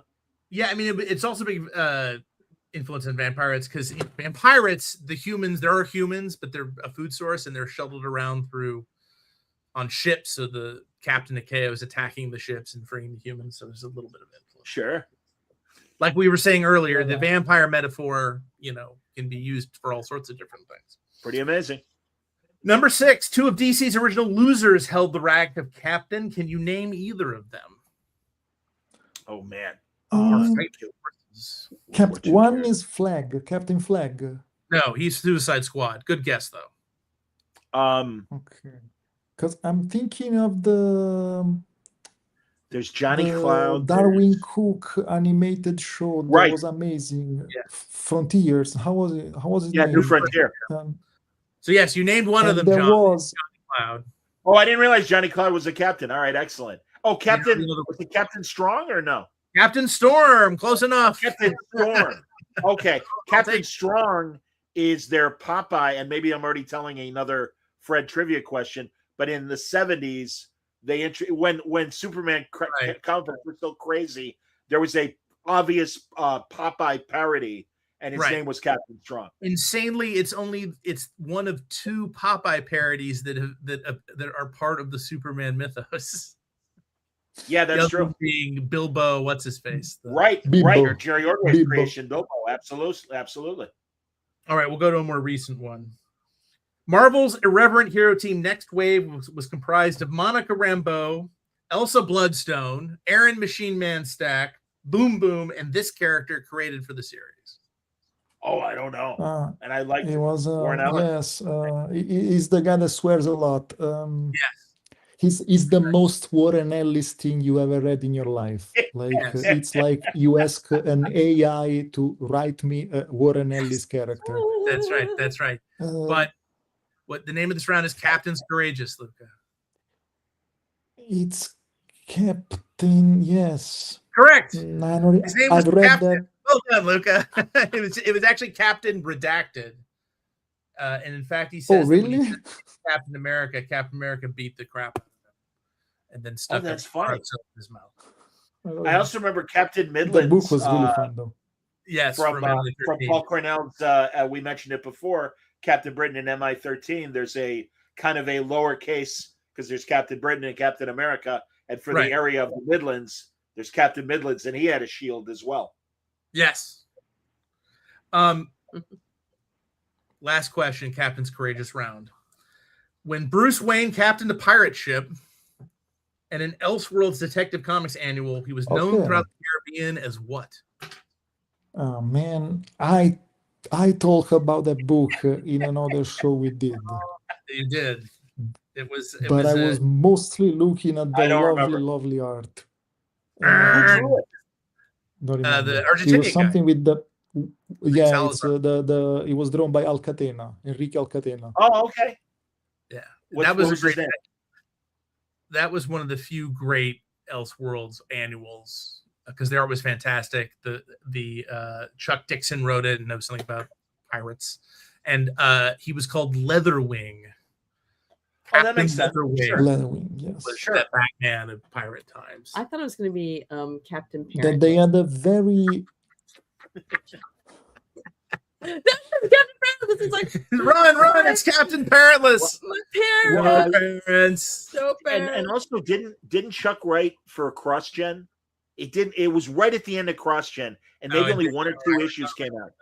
Yeah, he wrote a pirate comic. I believe it was gorgeous.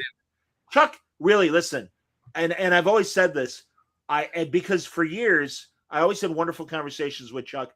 I don't need to agree with his politics. The guy is a writing machine. He can write in any genre, from pirates to war to Western to Simpsons comics. Chuck can literally do anything, and I've always respected his talent. He's incredible. I mean, you're clearly being way too kind to say out loud, but like, yeah, he became a fucking asshole, but he was I still think he was my favorite writer in the 90s. Like everything that had his name on, I would immediately love it. Well, Luca, I mean, honestly, which makes I it understand. Even angrier. It's hard. I understand, but sometimes you have to divorce the talent from the man and appreciate the talent. And yeah, man, no, I'm sorry. I agree. Again, I disagree with his politics. We used to have reasonable conversations while we disagreed, but he's kind of unfortunately gone that Comicsgate way. But as far as talent, no, but even before that, he's done some very there's no other way of putting it, like very bad faith comments about gay people, that I don't want gay people in my comics because I don't want children to see gay people in comics. And it's fuck you, man. Like seriously, fuck you. No, I know. No, believe me, buddy. I challenge him. because I actually have a huge Chuck Dixon collection on my bookshelf. Like I think the thing that I was telling before, like Zaffino doing graphic novel for Marvel, I think they were all from him. I wouldn't surprise me. No, I used to be able to respectfully. He did a fantastic Nightwing run, beautiful Nightwing run. He did a beautiful, I don't remember the name, is when Green Arrow was dead and his son was the new Green Arrow. Yeah, Connor. I don't know if he invented Connor, but the run was amazing. It was really good, really good. Again, I'm a little embarrassed because the next round is problematic. Chuck Dixon. Yeah, it's all Chuck Dixon. You guys, I feel like you've crushed it, but actually, no. That's canceled. That's right. We canceled that round. Back up. We did the fire round. Let's do the next round, which is this round sucks. This round sucks. It's about vampires. This round sucks. All right, number one. See, that's why he's the writer of the couple. I'm hip. I get it. I do the funnies. In 1998, Marv Wolfman sued Marvel for $35 million over ownership of many of the characters created for them, including Nova, Black Cat, and this character, who he co-created with Gene Colan in 1973. Blade? That's Blade. Blade. Yeah, that's Blade. Blade up. Crystal got it. Up, Crystal. Same time. No, you did good. You beat me to it. Atta girl. All right. Number two, in 1981, Superman and Spider-Man crossover. The villains were Doctor Doom and this lesser-known bad guy created by Jim Shooter, the writer of the comic, maybe because he wanted those sweet, sweet DC royalties, even though he was editor-in-chief at Marvel. Was it Vampire? Was it Dracula? Yes, it was an energy vampire. He's purple. Oh, the Parasite. No, he's not Purple Man. Yep, it's Parasite. Yes, well and if it's Superman and purple, it's the Parasite. Yeah. Wasn't Parasite maybe got their best on screen in the Superman cartoon? Parasite. Yeah, he was good. Parasite was good. Yes. Yeah. Very good. Indeed. And you're right, because he sucks energy, so he's not a classic vampire. It's a bit of a dick move to have Parasite as the answer to a vampire-based trivia, but it's okay. I didn't make the rule. The name of the round is This Round Sucks. I love it. I love it. That's it's like next time you're gonna tell me the next answer is mosquitoes. Like, it's like hey, that's it works, man. No spoilers. Number three, This Round Sucks. The last living inhabitant of planet M113 is better known to Trekkies as a what? Oh, a Trekkies. M113. I don't remember. M113. The last living inhabitant. Gets on the ship, though. Yeah. Which series? I'm not telling you then. All right. Some replicant kind of. I'll give you a hint. The first ever episode of the first ever series. Oh, so is it Mantrap? Is it the Salt Vampire? Salt Vampire, correct. Is what we're looking for. Written by the amazing George Clayton Johnson, who wrote so many wonderful Twilight Zones. Co-wrote Logan's Run with William Nolan, and I always love to say this whenever it's like Beetlejuice when you say George Clayton Johnson, he has to appear. He's no longer with us, but he one of his last San Diego's. He was there on a panel, and I found out he was there, and I ran to Andy Parks, and I'm like, Andy, you got to come with me and meet George Clayton Johnson. And he's like, who?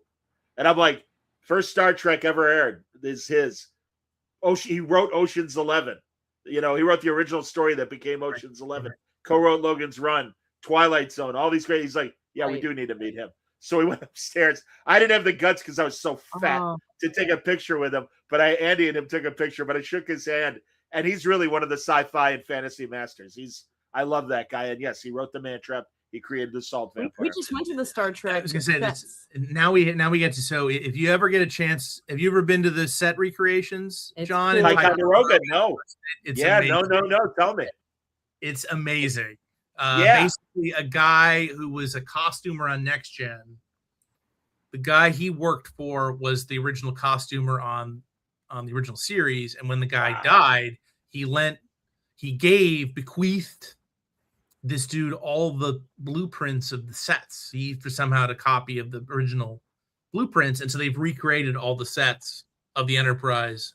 Yeah. In this perfectly parking lot in Ticonderoga, New York. It's just like you're going into a warehouse or like a carpet warehouse or something, and you walk in and really before even making it a thing or a museum, I think we got together as friends and he was like, can we do this? Can we make like just using the blueprints? It's pretty impressive. And then they opened it reasonably up to the priced. If you're ever in that part of the woods, John. But there was a story. Yeah, I know, man. No, I keep threatening Franco. I'm like, man, I got to come visit you and we got to go there. But it's James Cawley who made those great Star Trek fan films and everything. And he would play Kirk and he couldn't help himself. He's also an Elvis impersonator. So he's got the Elvis do and the sideburns and everything. But no, he's amazing. What I did go to visit when it was around was at the Las Vegas Hilton, the Star Trek experience. So I've been on the bridge of the Enterprise D. And that's Next Generation, right? Yes. And that was amazing. And they want to hustle you. You go through the ship, and at one point you're in the bridge, and they try to hustle you fast. And literally, it's like 24 people. And I'm at the back of the line, moving as slowly as possible so I can savor every second that I am on the bridge of one of the Enterprises. So I'm very happy. You name drop Franco. I'll be signing Vampyrates #1 at Franco's comic book store, Aw Yeah Comics in Harrison, New York, on Saturday, the 11th, and then I'll also be at Forbidden Planet on the 8th on release 5 to 7 on Broadway this Wednesday. So just thought I'd throw that in there. No, I appreciate that. Please. And down the street from the Star Trek set is the actual Fort Ticonderoga, where I saw a bunch of cool swords I took photos of and sent to Luca for Vampyrates. Oh, nice. Okay. Wow. Research always happens everywhere all the time. Okay, number 4. The invader's nemesis, Baron Blood, a vampire turned by Dracula himself, is the uncle of what invader's member named after a famous British warplane? Oh, Spitfire? Spitfire. She was also on MI-13. Yeah. Well done. I'm a big Invaders fan. It's number 5. When Doctor Strange successfully purged the Marvel Universe of all vampires, including Dracula, he used something called the Montesi formula, which he found written in this cursed book. The Darkhold. Yes, Luca got it. The Darkhold. Nice, correct. Luca. All right. Features prominently in the WandaVision and which I Agatha All Along television series. We're going to have number Vision 6. Quest, the sequel series coming up later this summer. Number 6, in The Secret, which was both a comic story end and the second season finale of the TV show Tales from the Crypt. A vampire couple adopts an orphan boy to fatten him up and eat him, only to discover the kid's secret is what? I just watched it, so I'm gonna not cheat. No, you should cheat, as otherwise no one's gonna get it. Yeah, by all means, you cheat. Is he a descendant of Van Helsing's? It's so cute. It's so cool. Wait, Lucas almost got it. No, I was gonna say he's made of garlic, but no, clearly not. No, Crystal. It's a really cool episode because these vampires keep trying to get him to eat and everything, and they're like, "Ooh, this cute little orphan boy." And then there's just a quick little shot of the moon as he's running away, and then he turns to them and he's like, "Now I know why I was abandoned, because I'm a werewolf, and the first thing I want to eat is you." And then he just bounces them. Outstanding. Any good guest stars in that Tales of the Crypt? Are they any yes, stars? Larry Drake is the vampire's butler. Oh, I love Larry Drake from LA Law. One of the vampires. Yeah. And one of the vampires is Grace Zabriskie. If I'm pronouncing that right. Super cool. Great character actress. She was in Wild at Heart. She's in a bunch of David Lynch. She's a great character actress from the 90s. And you were saying that Wortham, who yes, and during the Senate hearings, Gaines really got in trouble for the secret because they really focused on all the stories that in which children were in jeopardy for obvious reasons. And so they were like, "Do you think a lot of foster homes are like this?" The senator knows, and Gaines is like, "You mean have vampires?" Have you heard? Isn't that great that WNYC recorded the hearings and they've preserved them? And they were televised. They were televised, but only in New York. There you go. Yeah, pretty crazy. I have to say the actor in our show playing Wortham, who appears for a hot second as King Kirby, as Jack Kirby and Joe Simon realize He's that very good. they're in trouble here. In the first read, he nailed it. It was disturbingly hilarious. In Mark Prack's Wortham play, and Mark is another playwright, as Crystal well knows, and Fred, that does good comic book adaptations of plays. His Dr. Wortham was quite effective here in Chicago. Good that's awesome. Cool. We should have all the Wortham get together. Out Wortham themselves. So this next one is is a very Gen X question. So I don't know if any of you have heard of this one.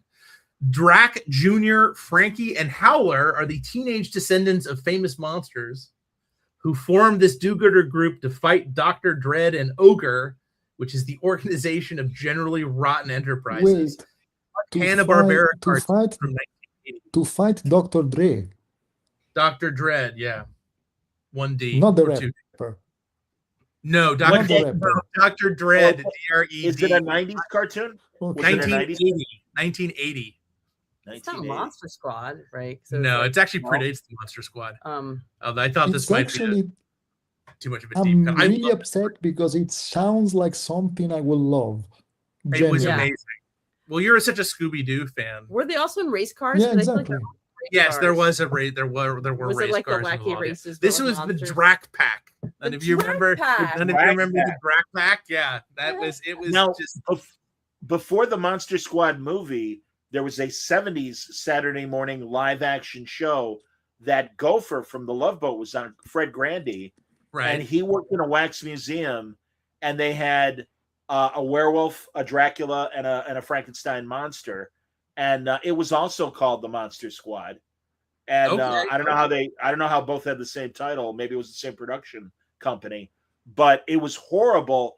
But what I loved about it was Mike Lane, who was a former wrestler, played the Frankenstein monster on the show, and he is the wrestler turned boxer in Humphrey Bogart's last film, The Harder They Fall, based on my friend Bud Schulberg's excellent novel.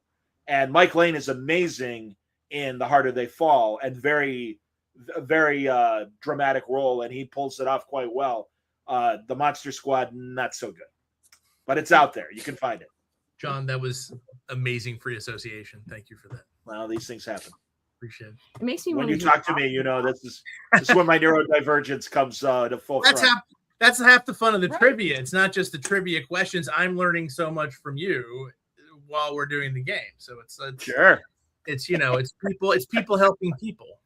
Yes, it is. Yeah, indeed. We're up with people. Indeed, it'd be the Super Bowl halftime. Yeah. Last question, and this World round peace. sucks. This is creating. All right. Last question. This round sucks. Okay. The much aforementioned Christopher Lee holds the record for playing Count Dracula in the most feature films, 10, between 1958 and 1976. But this actor holds the record for playing Dracula in the most animated feature films, thanks to the Hotel Transylvania franchise. Oh my God. It's not fucking Adam Sandler, is it? It's Adam Sandler. Well done. Oh, nice. Way to go. Adam Sandler has the record. Played 4 animated feature films. That's great. Oh my God. I got to confess, I've never seen those movies. And I should, because they have good comedians, Yeah. But I also have Adam Sandler, so. Yeah, I think balance out. Yeah, he's not even a 500 movie. Although, man, Uncut Gems really good. It's such a shame. I'd say he's like, 1 out of 3. And and again, that means 2 out of the 3 suck. But every now and then, man, the guy actually does pull off Punch Drunk Love. He's great in that. Round does suck. Well, and there you go. So that was appropriate that Adam Sandler was there because he sucks. All right. All right, final round. The movie that was. No, go on. I'm gonna tell you your scores before. No, I remember he made a movie that was very weird. There was a guy that became a billionaire because he got insurance money because his family was killed in 9/11, which was a very weird movie. Punch Drunk Love. That's what it was. Oh, is that one? Okay. Yeah. No, he's great in that movie.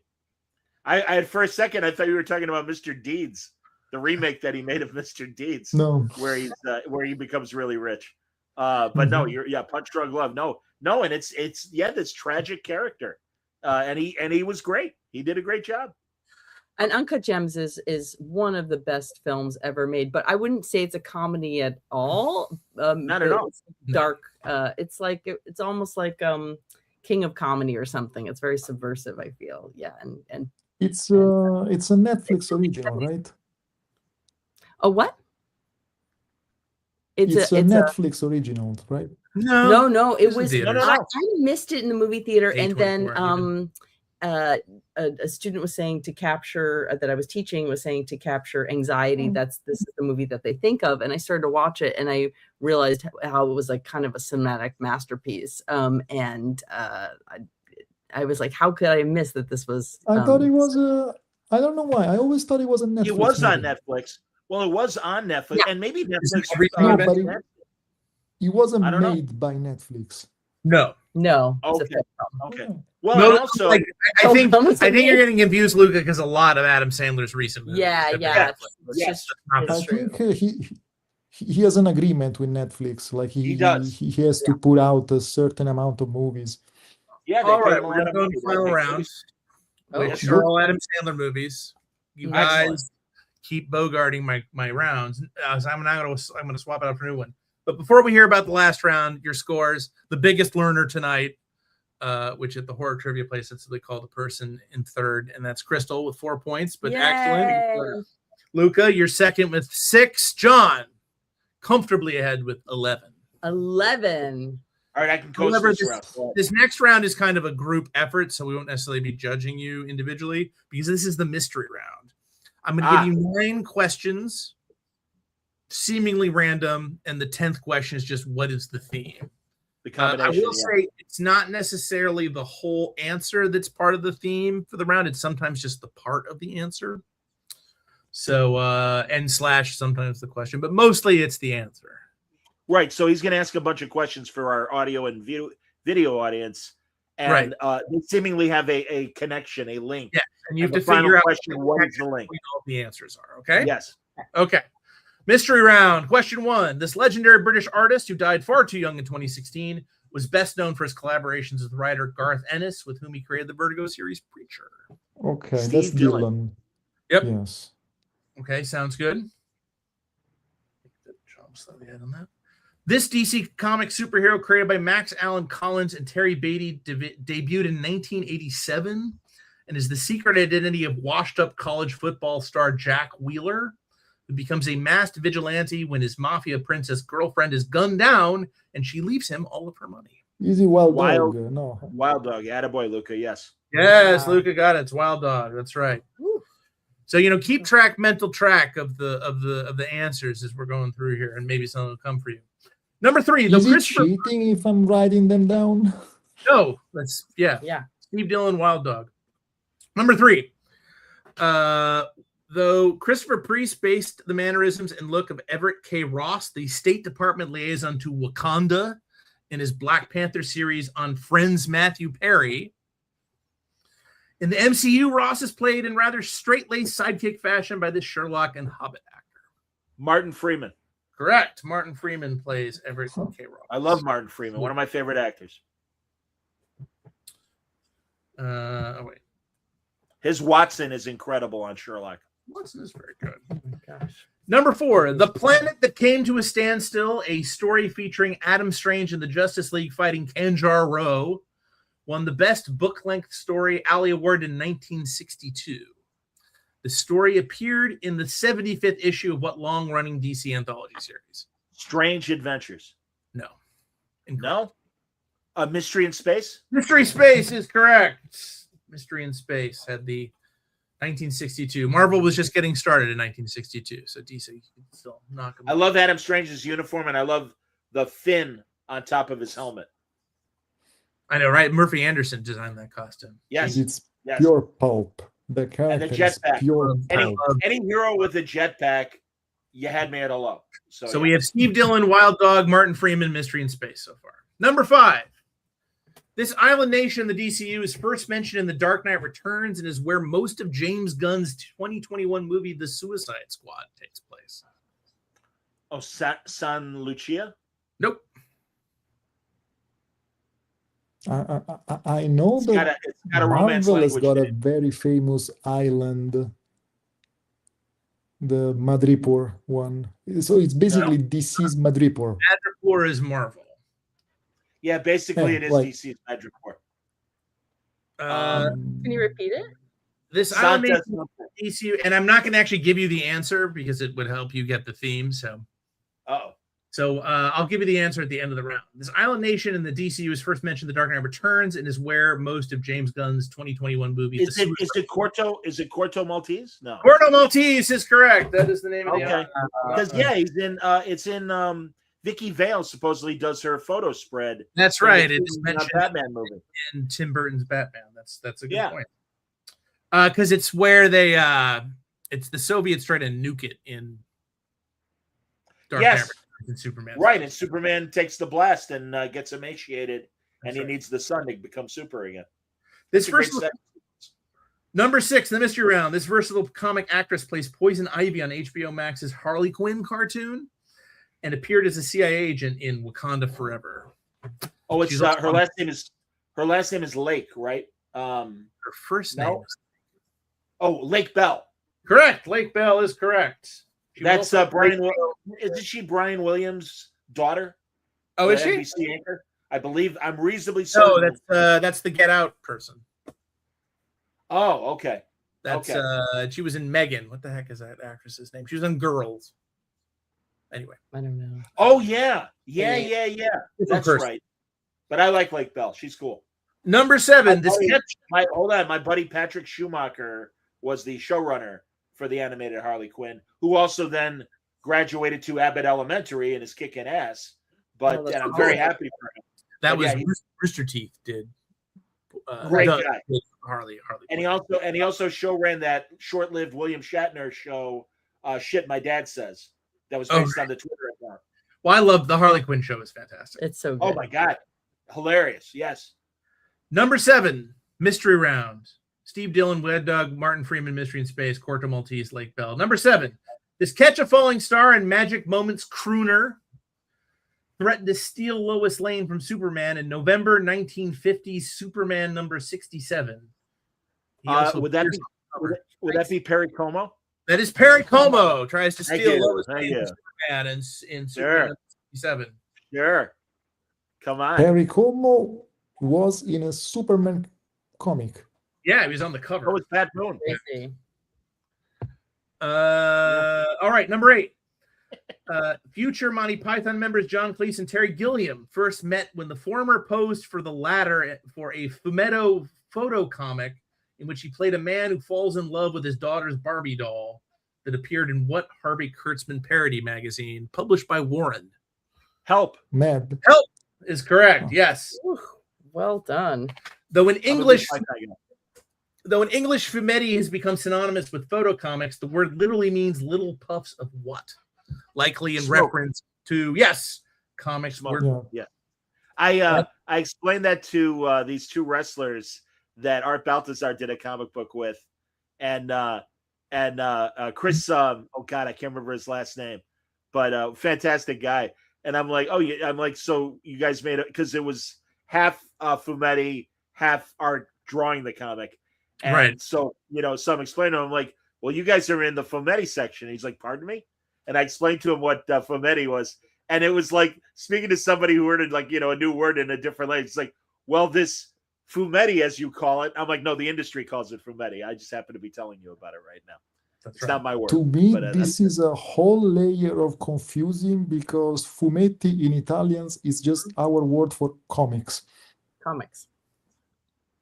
Right. Yes. Yes. Exactly. So like to think And- that no, in the US they call fumetti something else. It's Yeah, really The weird. photo for me. comic. Yeah. Photo comics. Yeah. Yeah. And Yeah. All right, so- and who is the Italian the most famous character that I went to that exhibit? I in showed- Venice, or no, in Yeah. Sardinia. Yeah. Corto Maltese.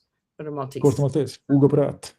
So yes, Steve Dillon, Yeah, Wild Google Dog, Brad. Martin Freeman, Mystery in Space, Quarter Maltese, Lake Bell, Perry Como, Help, and then 2 thematic questions. The theme of the round is The Wait, what Beatles. was I don't know. the third one? first one, Dylan Dog, Martin Mystery, Quarter Oh, Maltese, yeah. Lake Como. Yeah, I mean, obviously these are Italian comic. Because Italian titles. comics is the theme of the mystery. Oh, there you go. Correct. There you go. Where did Dylan Dog come out? Sorry. Steve Dillon, Wild Dog, Oh, So Dylan and Wild Dog. Dylan Dog. Dog. You got Dylan and okay. Dog. I didn't get that you needed to do the wordplay at the end. Okay. Yeah. Didn't Brandon Routh do a Dylan Dog adaptation? How was it? Was it good? If you change the name, it wasn't bad. It's just I understand. Dylan Dog is very dear to people who grew up with Italian comics, and it's got some elements that are like you cannot change. If you change that, it's like if you I made a Batman movie in which he has both parents, then it's not Batman. Like you basically touch one of the core of Dylan Dog is that he lives in London and he's a romantic pacifist, and it was very weird because they moved it in Los Angeles, and in Los Angeles, and he's American. It was a bit weird, but I believe the name of the movie Dylan Dog? Yes, it was on Netflix. I believe it came out in Italian cinemas. It stayed 3 days in Italian cinemas, and then everybody just forgot about it. Sure. But it's one of those things that it happens with other adaptations once in a while, that it's like, it's not a bad movie, but it's not a Dylan Dog movie. You like just described if they called it something else, it would have been a perfectly fine movie. No, that's how I feel about Star Trek Discovery. If you take the Star Trek off of it and just made it a spaceship TV show, I would have had very little problem with it. But calling it Star Trek is I'm like the Italians with Dylan Dog. Sorry. Now, I brought you a Dylan Dog when I was one of my plays was done in Italy, and as I was traveling around, it was everywhere. It was in at the airport, it was in train stations, it was everywhere, and I'm pretty sure I got you. I think you did. Yeah, in Italian. Actually, I think you might have gotten me Martin Mystery, but fair enough. Oh, Martin Mystery is another supernatural detective. Well, when and I forget who Luca might know, when the Italian publisher published Joe Kubert's version of Tex for Italian comics. The publisher is called Bonelli, which is thank you, big Italian publishers. Yes, and they have this long running, like it was my grandpa's favorite book, so it's been going on since the 40s, and it's like a cowboy book. It's not even a good cowboy book. It's like a very American cheesy tropey cowboy book, but it's like part of the comic book DNA in Italy, undeniably, and I'm happy that it still exists. And there is a tradition that basically the main book has been going on forever, and it's been done by Italian people. But then once a year, they commission artists from all around the world to do one special that usually takes years to be done. So they had Joe Kubert one, they had a lot of like Argentinian artists make one. I believe they had Jordi Bernet, who is a fantastic Spanish actor. And stuff like that, and it's they are like basically out of continuity. They're like separate stories, and they are huge. They're like French size, so they're like really big.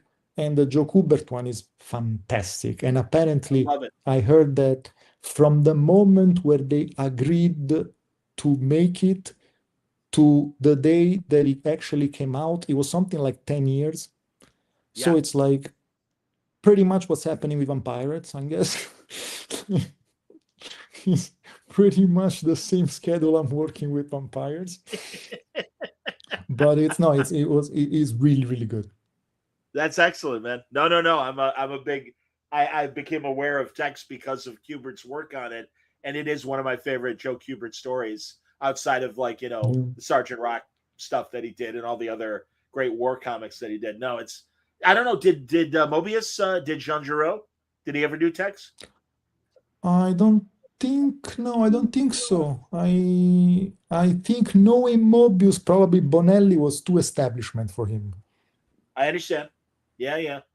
Of course, there's Lieutenant But Blueberry. no, that there's a absolute who's who of Argentinian comics. Like name your favorite Argentinian artist, and I am sure he's done a special text. That's excellent. That like That's fantastic. really, really good stuff. Beautiful. I Way to have go, a bunch Freddie. in my house. Yeah. No, way to go, Excellent. you guys. We're the real heroes. Exactly. If it was easy, if trivia was easy, they wouldn't call you trivia heroes. And Wow. they do. I keep meaning. I know Freddie's a trivia master at his local pub. I keep meaning to go to some of the local bars and do more of that. My family convinces me. Their church does a big trivia contest once a year in February, and I'm usually one of the ringers they bring in for that. Yeah. I know my old hobby and stuff. The problem with the pub trivia is you really have to know like modern music from like the last 5 years. That's our team's total Achilles heel. Have you guys tried to watch Pop Culture Jeopardy with Colin Jost hosting it? It's on Prime. It's great, but man, do I feel old because it's all 2000 and on trivia questions. It's funny. It's funny ahead, that you mentioned Colin Jost because actually one of the things that made me feel most old in life is when we moved to the US. I was so happy because finally we could watch SNL because I grew up loving SNL, but it was mostly like I would watch single videos on YouTube because it doesn't get to Italy. And finally we moved to the US and I was like, we can watch SNL live like God intended every Saturday. And I don't think I have ever recognized a single musical guest. Like I'm talking about 8 years living in the US. It was never they had a musical guest that I'm like, oh, I know that guy. Like I was like, who? I feel you. Like, I agree. Yeah, I used to work in news at one of the local radio stations, and I would work Saturday nights, the overnight shift, and they'd have Saturday Night Live on, and I'd look at the musical guests, and it's like, all right, who's that? Oh, that's Sabrina Carpenter. All right. Oh, who's that? Oh, that's Lords. No, I mean, all right. the last couple of years it became like ridiculous. Like, oh, and this week we have Charlie XCX. Like, Charlie who's this XCX? person, and why are you talking like I'm supposed to know who she is? Like, who is she? Yep. Like Dua Lipa. Now Dua Lipa is fucking huge, but I remember when they started inviting her, like, who is this person? True. No, it's rough. I know, man. You feel your age. I understand. Gone are the days when Elvis Costello was the musical guest, or Janice. I remember Janice Ian and Linda Ronstadt doing a duet for "It's in His Kiss," like in the '70s, and it was fantastic. So, man, Paul Simon, and I think he was just like a turkey. Yes, and he sang still crazy after all these years. Yeah, still crazy. I don't know if he did Lover to Yet. Still crazy, right? He's like one of Lauren Baichel's best friends. Absolutely. Well, and he was on the 60th, the 50th, and he sang a duet. I want to say with Sabrina Carpenter, I believe. And I mean, again, Paul. I mean, God, the guy's been doing it for 60 plus years. And I believe he is. This week he's here in Queens, and he has 2 nights, but I can't go on either night. I think it's on Thursday. Is he still with Edie Brickell? Is she still his wife? I don't know. I think they're still together. I think they might be. Yeah, pretty cool. Well, there you go, everybody. I hope you enjoyed the trivia contest. I enjoyed talking about a lot of monster things. Absolutely. But we will remind everyone that this Wednesday from Boom Studios, you can get Vampyrates. The title says it all, everybody. But it's a fantastic, mashup of Pirates and Vampires. What else can you say? And brought to us by Luca and Fred Van Lente. Well done. Very cool, guys. Great first issue, 1 of 5, and hopefully a lot more. Indeed. Support the book. Lots of cool variants as well. So check with your local comic book store. And again, it drops this Wednesday. That's right. So, and King Kirby opens in about a month here in Brooklyn. Tickets are on sale now at Brooklyn 1. Yeah. And Crystal, we'll do another one of these closer to if you're not crazed involved with the production. No, it's really great. It's we did some changes and rewrites that we'll talk about. Yeah, we added Steve Ditko as Steve character. Ditko has entered the play. Entered the chat. Which is why I can answer Steve Ditko questions, because I went through a whole new round of research with Fred. And yeah, we'll have a really great conversation. Is he still alive? Is Ditko still alive? A couple years ago, he passed away. He passed away about 2 months before Stan Lee did. Yeah. No, I have friends who met him, and my friend Zach Cruz, who did a Ditko history book, got to know him quite well and was involved with his kind of last couple of years publishing when he was making his independent comics and things. Oh, cool. So, yep, big fan. All right, kids, I'll let Fred mop up, and we'll reconvene. But good John, job. thanks as always. Come on. Are you kidding? Thank you, Fred. You always put more of an effort in. And Luca, lovely meeting you and wonderful conversation. Please come back when you're not working with Fred. You don't need Fred to come back, man. No. And Crystal, my heart goes on. So, just like what's her face, the Canadian. That's right. Celine Dion. Celine Dion. Yes, indeed. All right, everybody. Thanks a lot for watching. Thanks a lot for listening. Until next time, stay safe. Good night. Stay safe. Stay happy. Stay healthy.